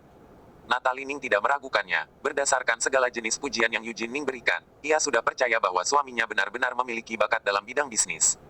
Mungkin semua pekerjaan yang sebelumnya ia temukan itu tidak cocok dengannya. Bagaimana mungkin orang yang ingin berdiri sendiri tiba-tiba menjadi anjing penggembala yang berada di bawah perintah orang lain? "Ayah, apakah kamu berkata bahwa kamu sudah mendapatkan sangat banyak uang?" Gabi tiba-tiba mengangkat kepalanya dan bertanya. "Betul," jawab Robert Huo sambil menganggukkan kepalanya. "Kalau begitu, bolehkah kita memesan kue sebesar ini di ulang tahunku di tahun ini?" Gabi membuka tangannya yang memberikan jarak setidaknya sepanjang 8 inci, yang umumnya hanyalah ukuran kue ulang tahun yang paling kecil. Robert Huo tercengang dan menatap ke arah Natalie Ning. Natalie Ning hanya tersenyum kusut. "Aku membelikan kue berharga 20 yuan untuk ulang tahunnya yang sebelumnya. Uang milik keluarga sudah dihabiskan oleh Sound Lee, dapat bertahan hidup saja sudah tergolong cukup baik, dari mana lagi ia mungkin memiliki uang lebih untuk merayakan ulang tahun?" Untung saja Gabi adalah seorang anak perempuan yang pengertian sehingga ia tidak menuntut terlalu banyak. Saat melihat Natalie Ning yang tidak bisa menahan rasa sedihnya, Robert Huo diam-diam menghela nafasnya. Ia menggendong Gabi, lalu tersenyum dan berkata, "Apakah kamu mengetahui cerita Hansel and Gretel?" Tahu, itu adalah dongeng Grimm Brother, aku pernah melihatnya di toko buku sebelumnya." Gabi mengangkat tangannya, daya ingatnya ini cukup mengejutkan, ia bahkan dapat dikatakan mengingat semua yang pernah ia lihat. Bab 18. Robert Wu tersenyum mengelus hidungnya, lalu berbicara dengan ekspresi memanjakannya. Pada hari ulang tahun ini, ayah akan membuatkan sebuah kue coklat bertingkat yang sangat besar, supaya kamu kenyang melahapnya. Benarkah? Benar. Kalau begitu, apakah aku boleh mengundang teman-temanku untuk datang? Tentu saja boleh. Kalau begitu, kita harus berjanji. Janji. Ketika melihatnya mengulurkan jempolnya dan menempelkannya bersamaan dengan jempol ayahnya, Natalie Ning pun tersenyum dan menggelengkan kepalanya. Hansel and Gretel memang adalah dongeng Grimm Brother, ia juga pernah melihatnya sebelumnya. Dongeng tersebut menceritakan dua anak penebang yang menemukan sebuah rumah yang terbuat dari kue coklat di tengah hutan. Hingga akhirnya ditangkap oleh seorang penyihir. Dongeng tersebut sangat menarik, ceritanya mendeskripsikan banyak sekali hal-hal yang sudah diinginkan oleh orang-orang pada masa kecil mereka. Namun itu masih terlalu sulit diwujudkan. Setidaknya Natalie Ning tidak merasa bahwa keluarganya memiliki kemampuan ini, di mana ia bisa menggunakan coklat kue dan membentuknya sebagai rumah sebagai hadiahnya. Saat berjalan masuk ke dalam rumah, Robert Wu lanjut berkata, "Oh iya, aku akan pergi menyupiri Nova Ji mulai besok." "Nova, dia sudah menghubungimu?" tanya Natalie Ning. "Ia sudah datang kemari hari ini. Kamu kebetulan sedang tidak ada di rumah," jawab Robert Wu. Natalie Ning hanya menjawab "oh", lalu menganggukkan kepalanya dan berkata, "Kalau begitu pergilah, namun bagaimana dengan toko online-nya? Jika kamu bersedia, kamu boleh mengundurkan diri dan melakukan siaran langsung di Taobao. Persyaratan untuk melakukan siaran langsung tidak setinggi pembalasan. Pekerjaan yang satu ini lebih mudah. Ketika saatnya tiba, aku bisa membuat sedikit rencana kegiatan untukmu. Publisitas dapat dilakukan setelah aku pulang ke rumah," ucap Robert Wu. Natalie Ning tidak mengelak, ia memiliki sedikit rasa trauma terhadap kehidupan. Walaupun Robert Wu kini bersikap sangat baik, namun beban dalam hati Natalie Ning belum sepenuhnya terlepas. Ia masih merasa sedikit sulit menerima keadaan jika ia harus langsung mengundurkan diri dari pekerjaannya. Robert Wu juga tidak memaksa dan berkata, "Tidak apa-apa jika kamu memang tidak ada waktu. Toko tabrawak saat ini benar-benar cukup baik. Walaupun akan sedikit berefek pada penjualan harian, namun kita dapat mengadakan promosi untuk mengambil kembali penjualannya. Bahas saja setelah beberapa hari nanti. Gaji akan segera dikirimkan akhir bulan nanti," ucap Natalie Ning sambil perlahan menundukkan kepalanya. Robert Wu tentu saja memahami keraguannya, sehingga ia juga tidak berbicara lebih lagi. Satu malam yang hening pun berlalu. Pada keesokan pagi harinya, Robert Wu mempersiapkan semuanya. Setelah kedua ibu dan anak itu selesai makan, ia berinisiatif untuk mengantar Gabi pergi bersekolah, supaya Natalie Ning tidak perlu berputar terlalu jauh. Natalie Ning kini sudah tidak menolaknya. Sebagai seorang ayah, Shaun Li tentu saja mempunyai hak juga mempunyai kewajiban untuk mengantar anaknya ke sekolah. Namun, mereka langsung terkejut ketika melangkah keluar. Sebuah mobil Maybach terlihat sedang berhenti di pinggir jalan. Nova Ji beranjak turun dari mobil dan melambaikan tangannya ke arah Natalie Ning. Natalie Ning berjalan menghampirinya dan bertanya, "Mengapa kamu datang kemari?" "Datang untuk menemui Nona Besar Ning. Apakah kamu hendak pergi berangkat bekerja?" tanya Nova Ji. Kamu." Natalie Ning menatapnya, lalu menatap ke arah Robert Wu yang berada di sampingnya dengan perasaan kebingungan. "Apakah kamu mungkin datang untuk menunggunya?" "Untuk apa aku menunggunya?" Nova Ji mengelaknya secara tidak sadar, lalu berkata, "Supirku kebetulan tiba-tiba mempunyai urusan. Ia kebetulan mulai bekerja hari ini, jadi aku hanya membantunya mengendarai mobilnya kemari." "Apakah Gabi ingin berangkat bersekolah?" "Kebetulan sekali aku yang mengantarnya saja." "Tidak perlu, kalian harus lebih mementingkan pekerjaan. Aku yang akan mengantarnya pergi bersekolah saja." Natalie Ning menggelengkan kepalanya, lalu menatap ke arah Robert Wu dan memerintahkannya, "Pergi bekerja dengan baik. Nova sudah membantu kita cukup banyak, jangan terus merepotkannya lagi." "Aku mengerti." Robert Wu menganggukkan kepalanya. "Sampai jumpa, ayah. Sampai jumpa, Bibi Ji." Gabi berinisiatif naik ke sepeda listrik dan melambaikan tangannya ke arah mereka berdua. Saat melihat kedua perempuan itu pergi dengan menggunakan sepeda listrik, Nova Ji melirik Robert Wu dan berkata, "Apakah kamu tidak merasa malu?" Robert Wu tercengang. "Malu apa? Sampai usianya saat ini, kamu masih saja membiarkan istrimu menaiki sepeda listrik menghadapi angin dan teriknya matahari. Bisa-bisanya kamu bertanya malu apanya? Wanita cantik seperti Natalie ini seharusnya menaiki Benz atau BMW, memakai riasan wajah yang mahal, membeli tas bermerek. Apakah kamu tidak takut akan ada suatu hari di mana ia direbut oleh lelaki lain?" Robert Wu kini baru memahami maksudnya. Ia pun tersenyum dan berkata, "Benz dan BMW bukanlah apa-apa. Aku mungkin saja menggunakan pesawat pribadi untuk mengajak mereka berdua pergi berlibur ke Hawaii. Selama ia dapat kembali mengendalikan keluarga Wu, pesawat pribadi itu hanyalah sebuah urusan kecil." Namun Nova Ji tidak memahami hal yang satu ini. Ia hanya mengerutkan bibirnya dan berkata, "Lelaki memang mahir menyombongkan diri." Setelah selesai berbicara, Nova Ji pun naik ke atas mobil. Robert Wu juga tidak terus menunda, lalu berjalan ke kursi pengemudi. Ia mengikat sabuk pengamannya sambil bertanya, "Kemana kita akan pergi sekarang?" "Tentu saja ke perusahaan. Apakah mungkin pulang ke rumah?" ucap Nova Ji dengan nada tidak senang. Robert Wu juga tidak banyak berbicara. Ia langsung menginjak pedal gas dan berkendara dengan stabil. Aku sudah melaksanakan hal-hal yang kamu bicarakan, namun sampai saat ini, perusahaan dagang Donglai masih belum menghubungiku. Sebaliknya, aku mendapat kabar bahwa mereka sedang menghubungi pesawat kargo menuju ke Xiangjiang.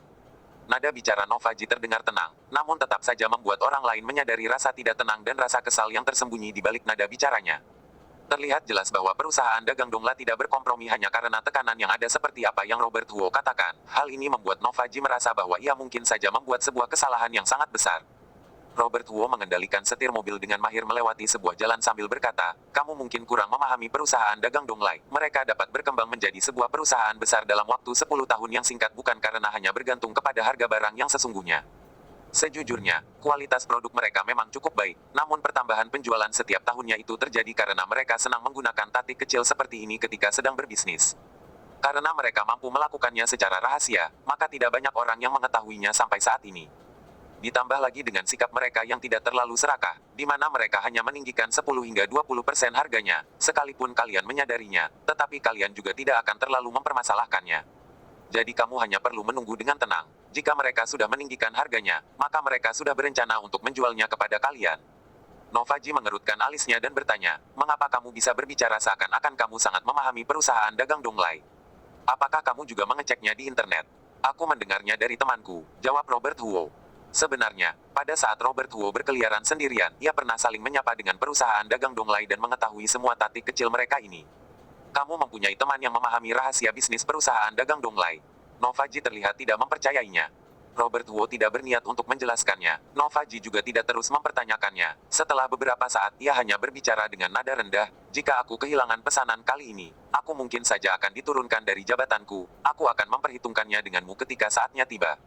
Robert Huo tersenyum dan tidak berbicara lagi. Memperhitungkannya ataupun tidak adalah permasalahan nanti.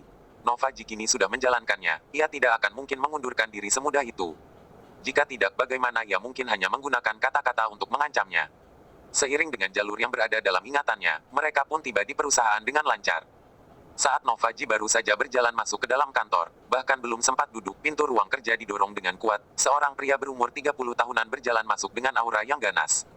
Lelaki ini langsung berjalan ke depan hadapan Novaji, dan langsung mengomelinya, apa yang kamu lakukan? Mengapa kamu menyuruh orang untuk sembarangan menyebarkan kabar burung? Kamu berkata bahwa aku menghubungi pemasok lain hanya untuk menekanmu. Kamu ini melakukan pemfitnahan. Aku sudah melaporkannya ke kantor pusat perusahaan. Kamu hanya perlu menunggu dihukum saja. Dia adalah salah satu generasi penerus keluarga inti Ji, Charles Ji yang merupakan Vice GM perusahaan. Dia jelas-jelas adalah keturunan keluarga inti. Namun ia hanya bisa menjadi Vice GM yang berada di bawah Novaji yang merupakan keturunan dari keluarga cabang. Ini benar-benar membuat Charles Ji merasa sangat tidak senang. Ia akhirnya sudah menemukan kesempatan, sehingga ia tentu saja akan menggapainya dengan baik. Aku hanya berpikir demi keuntungan perusahaan, aku bisa menjelaskan detailnya kepadamu, ucap Novaji. Ia ingin menyampaikannya lebih awal kepada Charles Ji kemarin. Namun lelaki ini terus-menerus tidak berada di perusahaan, ia juga tidak bisa dihubungi. Tidak perlu menjelaskannya kepadaku, apakah kamu aku tidak tahu, perusahaan dagang Donglai tidak menyetujui pembeliannya dan kamu hanya ingin menggunakanku sebagai tamengnya. Berhentilah bermimpi. Charles Ji tersenyum dingin dan berkata, aku sudah menyuruh orang untuk mengirimkan pesannya ke perusahaan dagang Donglai bahwa kita tidak akan menghubungi pemasok lain. Jika kamu tidak bisa menaklukkan perusahaan dagang Donglai, maka kamu hanya perlu menunggu dipecat saja. Setelah selesai berbicara, Charles Ji berpaling meninggalkan ruang kerjanya tanpa memberikan Novaji sedikit pun kesempatan untuk berbicara. Sedangkan Novaji juga tidak memanggilnya, ia hanya mengerutkan alisnya seakan-akan merasa sedikit khawatir. Tujuan Charles Ji ini sangat jelas, tidak peduli apapun yang Novaji lakukan. Dia tidak akan membantunya dan hanya akan semakin menjatuhkannya. Novaji bertanggung jawab atas pembelian kali ini. Jika bahan bakunya tidak berhasil dibeli, maka ini adalah kesalahan besar Novaji. Ketika saatnya tiba, menyerangnya kembali juga akan menjadi sulit. Mengenai menghubungi pemasok lainnya, Novaji akan menjelaskannya setelah permasalahannya selesai. Bab 19. Robert Huo beranjak berdiri dan menutup pintunya, lalu berjalan menghampirinya dan berkata, sebenarnya, aku merasa situasi ini sangat baik. Novaji melihat ke arahnya, lalu mengerutkan alisnya dan bertanya, apanya yang sangat baik?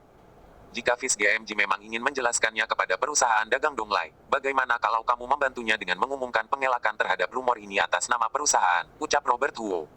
Novaji tercengang, ia kemudian menggertak giginya dan menatap tajam Robert Huo. Aku kini merasa sangat ragu, apakah kamu ini disogok olehnya untuk sengaja menjebakku? Ini juga bukanlah salah Novaji emosi, ia awalnya sudah mengikuti saran Robert Huo untuk menyebarkan kabarnya. Hal ini tentu saja mempunyai kemungkinan untuk berhasil. Jika kini Charles Ji berinisiatif untuk menjelaskannya kepada perusahaan dagang Donglai, ini artinya ia menyia-nyiakan semua yang sudah ia lakukan sebelumnya. Robert Wu kini bahkan menyuruhnya untuk menolak rumor tersebut. Bukankah ini artinya ia akan lebih cepat mati? Robert Wu tersenyum dan bertanya, apakah perang internal dalam keluarga Ji ini masih merupakan rahasia bagi dunia luar? Tentu saja tidak. Nova Ji menggelengkan kepalanya. Tidak ada yang sanggup menyembunyikan peperangan internal sebuah keluarga besar. Kalau begitu ya tidak. Robert Wu lanjut berkata, semua orang tahu bahwa keluarga inti Ji senang menekan keluarga cabang. Kalau begitu, semua orang luar beranggapan bahwa kabar awalnya ini adalah yang sesungguhnya. Penjelasan yang Charles Ji sampaikan kepada perusahaan dagang Donglai itu tidak terlalu meyakinkan. Berdasarkan penipuan di dunia pasar, memberikan penjelasan sambil diam-diam melakukan taktik jahat adalah hal yang sangat normal. Perusahaan dagang Donglai juga sedang sekali berspekulasi. Ini adalah letak kecerdasan mereka, namun kecerdasan dapat menjadi malapetaka kecerdasan. Semakin banyak penjelasan, maka mereka akan merasa semakin ragu. Jadi hal yang harus kamu lakukan saat ini adalah tolak rumornya selagi api emosi Charles Ji belum redup. Namun kamu harus memperhatikan perkataannya, kamu sebaiknya membuat kata-kata yang membuatmu terlihat seakan-akan terpaksa melakukannya. Jadi maksudmu adalah, aku seharusnya meyakinkan perusahaan dagang Donglai bahwa keluarga Ji sudah mencari pemasok lain, orang lain juga sudah merebut usahaku. Namun demi menjaga reputasi keluarga, aku harus melangkah maju untuk mengelak rumornya. Nova Ji menatap Robert Wu dengan tercengang, seakan-akan sedang melihat sebuah makhluk aneh. Sebenarnya, ia bukannya tidak pernah harus merasa bersedih karena permasalahan harus melindungi reputasi keluarga. Setiap kali ia diperlakukan tidak adil, dia selalu saja teringat akan taktik kotor keluarga inti. Hari ini, Robert Wu sudah memberikan sebuah pelajaran yang sangat baik untuknya. Hal ini membuatnya sadar bahwa ia tidak hanya perlu menerima nasib saat sedang bersedih, sebaliknya dapat menggunakannya untuk kembali menyerang.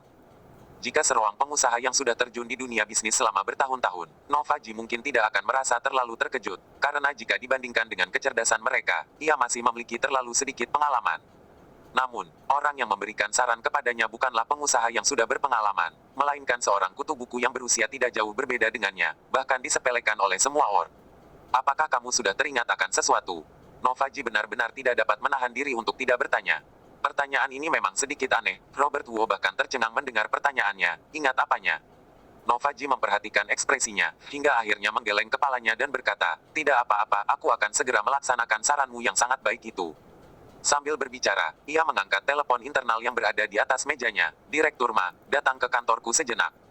Setelah memutuskan panggilannya, Nova Ji kembali mengangkat kepalanya untuk menatap ke arah Robert Wu dan berkata, jika usaha kali ini berhasil, hadiah apa yang kamu inginkan?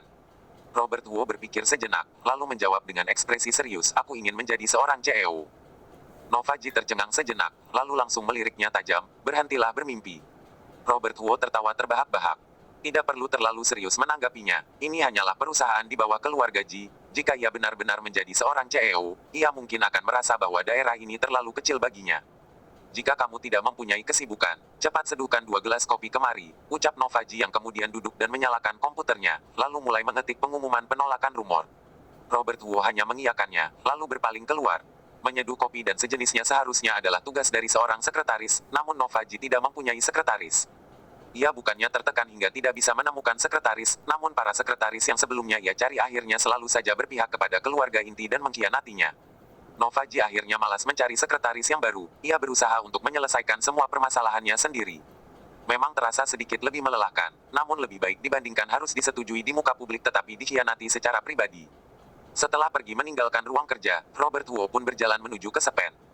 Walaupun ini hanyalah sebuah perusahaan cabang yang kecil, namun Sepennya menunjukkan kemewahan keluarga Ji. Ruangan seluas 70 meter persegi dilengkapi oleh berbagai jenis mesin kopi, oven, bar, serta segala jenis baki teh.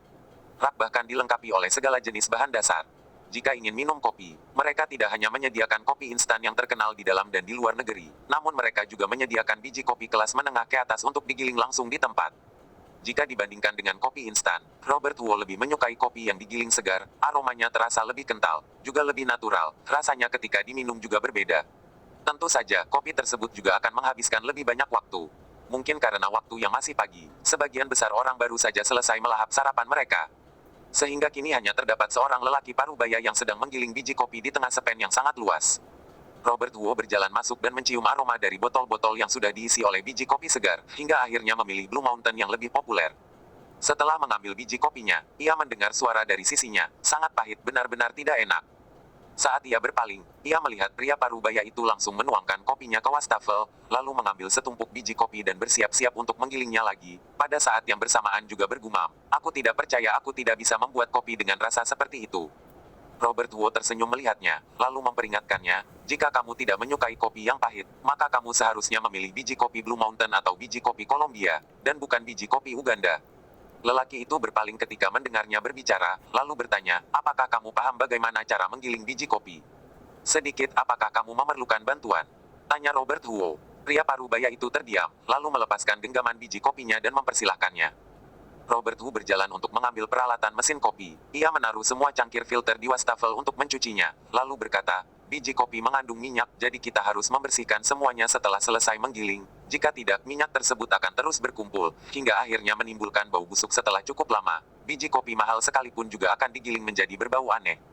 Orang-orang senang menambah pemanis pada proses penggilingan akan menimbulkan aroma yang kental dan berat. Bahkan dapat disimpan cukup lama. Jadi sebelum melakukan pembersihan, sebaiknya taruh dahulu 2 sendok gula dan mengaduknya terlebih dahulu." Setelah membersihkan mesin kopinya, Robert Wu mengambil sedikit biji kopi Kolombia, dan berpaling bertanya kepada pria tersebut, "Bagaimana dengan Americano? Aromanya mungkin sedikit lebih ringan." "Boleh," ucap pria parubaya itu sambil menganggukkan kepalanya. Robert Wu memasukkan biji kopinya ke dalam mesin kopi. Ia berbicara sambil melakukannya dengan sangat terampil. Penggilingan biji kopi tidak boleh langsung dilakukan dalam jumlah yang besar. Jika tidak, proses penggilingannya akan berlangsung terlalu lama. Hal ini akan membuat aromanya menjadi hambar. Penggilingan kopi Americano juga sedikit lebih kasar. Kamu sebelumnya menggiling terlalu banyak dan terlalu halus, di mana kamu bahkan memilih biji kopi Uganda. Rasanya tentu saja menjadi sangat berat. Pada umumnya, waktu yang diperlukan. Pria parubaya itu berdiri di sisinya seperti seorang murid yang sedang menyimak. Ketika bertemu dengan permasalahan yang tidak ia pahami atau tidak ingat, ia juga akan sesekali menanyakannya. Robert Wu tidak terlihat tidak sabar. Ia bahkan menjelaskannya dengan sangat mendetil dan jelas. Akhirnya, segelas Americano yang hangat sudah selesai diseduh. Robert Wu memberikannya kepada pihak lawan bicara, lalu tersenyum dan berkata, "Silakan dicoba. Jika kamu merasa kurang manis, kamu masih bisa menambahkan sedikit pemanis ataupun susu." Pria parubaya itu mengambilnya dan mencicipinya. Matanya kemudian langsung terlihat bergemilang, "Enak. Sangat wangi, inilah rasa yang kuinginkan. Kamu benar-benar terlalu hebat. Apakah kamu pembuat kopi perusahaan?" Robert Wu menggelengkan kepalanya, lalu membersihkan mesin kopinya sambil menjawab, "Aku adalah seorang supir." "Supir?" Pria parubaya itu langsung tercengang. "Apakah supir keluarga Ji mampu menyeduh kopi seenak ini?" "Aku mempelajarinya ketika mempunyai waktu luang." Robert Wu tersenyum dan bertanya, "Sepertinya kamu bukanlah orang dari dalam perusahaan." "Iya, aku bekerja sama dengan perusahaan kalian. Aku datang hanya untuk mengagumi keluarga Ji. Kini sepertinya benar-benar terlihat tidak biasa," ucap pria parubaya itu sambil tertawa. Robert Wu tersenyum, lalu meletakkan kembali peralatannya dan terus menggiling kopi. Sambil menggiling, ia juga berbincang dengan pria parubaya tersebut. Pria parubaya tersebut memiliki pengetahuan yang tidak biasa. Mereka mampu membicarakan banyak topik bersama-sama. Ketika kopinya sudah selesai diseduh, Robert Wu tersenyum dan berkata, "Ada orang yang sedang menunggu untuk minum kopi. Aku akan pergi terlebih dahulu. Jika kamu memerlukan bantuan, aku bisa membantumu untuk memanggil orang kemari." Bab 20. Tidak perlu, aku sebenarnya hanya berkeliling santai saja. Aku tidak memerlukan bantuan. Lanjutkan saja kesibukanmu terlebih dahulu. Jika kita masih ditakdirkan untuk bertemu ke depannya, aku mungkin masih akan meminta tuntunan dalam menyeduh segelas kopi lagi, ucap pria parubaya itu dengan nada ramah. Ini hanyalah sebuah permasalahan mudah. Robert Wu menganggukkan kepalanya, lalu pergi membawa kopinya. Pria parubaya itu meminum kopi sambil menatap ke arah Robert Wu pergi, hingga akhirnya tertuju ke arah mesin kopi. Setelah kopi selesai diseduh, Robert Wu sudah membersihkan mesin kopinya secara keseluruhan, supaya orang yang kemudian perlu menggunakannya tidak perlu menghabiskan waktunya lagi. Pada saat inilah, ada orang yang tergesa-gesa melewati sepen. Salah satu orangnya melihat pria parubaya yang sedang berdiri sambil minum kopi dan langsung berteriak ke arah beberapa orang lainnya. Selanjutnya, Charles Ji pun langsung bergegas kemari. Dahinya terlihat dipenuhi tetesan keringat, nafasnya juga terengah-engah, terlihat jelas bahwa ia benar-benar kelelahan. Saat melihat pria parubaya ini, Charles Ji pun akhirnya menghela nafas lega. Ia berjalan menghampirinya dengan senyuman kusut, lalu berbicara dengan nada membuju namun didominasi oleh nada hormat. "Wakil Ketua Xia, kenapa kamu tiba-tiba datang? Jika bukan karena sekretarismu yang mengatakan bahwa kamu datang 20 menit lebih awal, aku bahkan masih tidak tahu." Pria parubaya ini bernama Howard Xia. Dia adalah Wakil Ketua Dewan Perdagangan Provinsi. Dia memulai bisnisnya dengan bisnis buah-buahan. Setelah bisnisnya terus berkembang, serta Dewan Perdagangan didirikan, ia pun ditunjuk sebagai salah satu wakil ketua. Walaupun Dewan Perdagangan tidak memberikan sedikit pun hak, namun orang-orang yang dapat menjadi bagiannya adalah orang-orang kaya di dalam provinsi. Jangan bicarakan yang lainnya, bahkan koneksi yang dimiliki saja tidak seharusnya disepelekan. Sekalipun keluarga Ji adalah salah satu dari 50 keluarga teratas di dalam negeri, namun Charles Ji hanya berada di dalam sebuah perusahaan cabang. Jika ia ingin mengembangkan perusahaan cabangnya dengan baik, maka ia tentu saja harus membangun koneksi yang baik dengan para sosok berpengalaman seperti Howard Xia ini. Jika tidak, jika terjadi sedikit permasalahan, maka ia akan mengalami kesulitan melewatinya. Oleh karena itu, Charles Ji terus berharap dapat bergabung dengan Dewan Perdagangan Provinsi atas nama perusahaannya sendiri, mendapatkan bantuan yang berasal dari Dewan Perdagangan, lalu mendapatkan lebih banyak token di dalam keluarga ini. Namun ia tidak bisa menjadi bagian dari Dewan Perdagangan Provinsi semudah itu. Aset perusahaannya tidak hanya harus mencapai standar tertentu, namun Dewan Perdagangan bahkan mungkin saja mengutus anggota yang setingkat wakil ketua atau lebih tinggi untuk datang melakukan survei. Survei tersebut tidak mempunyai standar tertentu, semuanya sepenuhnya tergantung laporan wakil ketua ketika pulang nanti. Jika ia memperbolehkanmu, maka kamu diperbolehkan. Jika ia tidak memperbolehkanmu, maka boleh tetap akan menjadi tidak boleh. Pada situasi umumnya, wakil ketua yang melakukan survei juga tidak akan sengaja mencari kesalahan. Lagi pula lebih banyak teman akan mendatangkan lebih banyak pilihan. Untuk apa mereka sembarangan menyinggung orang tanpa masalah? Namun bukannya tidak ada contoh di mana wakil ketua merasa tidak puas setelah melakukan survei hingga memutuskan bahwa mereka tidak pantas untuk bergabung dengan dewan. Ini adalah permasalahan yang selalu diperhatikan oleh Charles Ji, saat mendapati kabar bahwa Dewan Perdagangan Provinsi mengutus Howard Xia yang disebut sebagai Raja Buah, ia terus memikirkan cara untuk memberikan kenyamanan kepada wakil ketua, supaya ia dapat mencapai tujuannya. Siapa yang menyangka bahwa Howard Xia juga bukanlah orang yang menepati peraturan. Walaupun ia berkata ia akan datang melakukan surveinya hari ini, namun ia akhirnya datang ke perusahaan 20 menit lebih awal dibandingkan waktu janji temu. Saat sekretarisnya datang ke perusahaan dan menyampaikan bahwa Howard Xia datang lebih awal, Charles Ji pun langsung terkejut. Ia khawatir ada orang yang tidak cukup mahir menyinggung wakil ketua Xia, lalu menghancurkan rencana besarnya.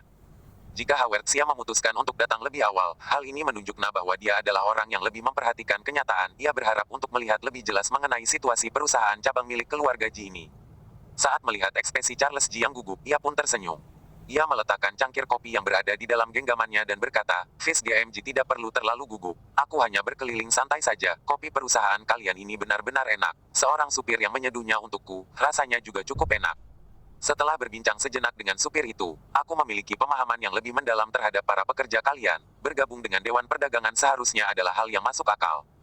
Walaupun ia tidak berbincang terlalu lama dengan Robert Huo, namun setiap ucapan dan tindakannya itu sudah memberikan kesan yang sangat baik terhadap Howard Xia, yang membuatnya juga memiliki kesan yang baik terhadap perusahaan cabang milik keluarga Ji ini.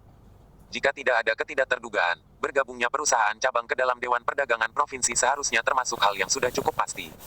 Setelah mendengar ucapan Howard Xia, Charles Ji merasa sangat senang. Semua kerja kerasnya untuk menyanjungnya akhirnya terlebih dahulu diselesaikan oleh seorang supir. Walaupun tidak tahu supir mana yang mempunyai kemampuan sehebat ini, namun Charles Ji mengambil kesempatannya dan berbicara dengan sikap sangat ramah. "Terima kasih, Wakil Ketua Xia. Kita akan mengadakan acara sambutan nanti siang. Semua pejabat perusahaan akan menghadirinya, diikuti oleh beberapa pengusaha besar tingkat lokal lainnya. Aku berharap Wakil Ketua Xia dapat menghadirinya." Hiburan sosial dalam bisnis seperti ini sangat penting. Howard Xia tidak menolak. Karena sudah berencana untuk menerima perusahaan cabang keluarga Ji ke Dewan Perdagangan, maka ia juga perlu lebih awal membangun hubungan yang baik. Supir itu benar-benar bukanlah orang biasa, walaupun hanya berbincang sejenak, namun aku tahu dia adalah orang yang memiliki pengetahuan yang sangat luas. Sayang sekali jika orang seperti ini hanya dijadikan sebagai seorang supir. Jika perusahaan cabang keluarga Ji dapat menemukan lebih banyak orang berbakat sepertinya dan mempergunakannya dengan baik, perkembangan di masa depan pasti tidak terbatas lagi. Ucap Howard Xia. Sebenarnya, jika bukan karena merasa takut keluarga Ji mengerahkan semua kekuatannya, Howard Xia ingin memindahkan pemuda itu ke perusahaannya sendiri. Jika orang berbakat seperti ini dijadikan sebagai supir keluarga Ji, maka benar-benar hanya akan menyia-nyiakan bakatnya saja. Karen tidak pantas untuk langsung berterus terang, maka Howard Xia juga tidak langsung berinisiatif untuk menyerahkan kartu namanya kepada Robert Huo. Karena ia tidak ingin membuat keluarga Ji khawatir, ia juga menggunakan cara ini untuk memutuskan pikirannya.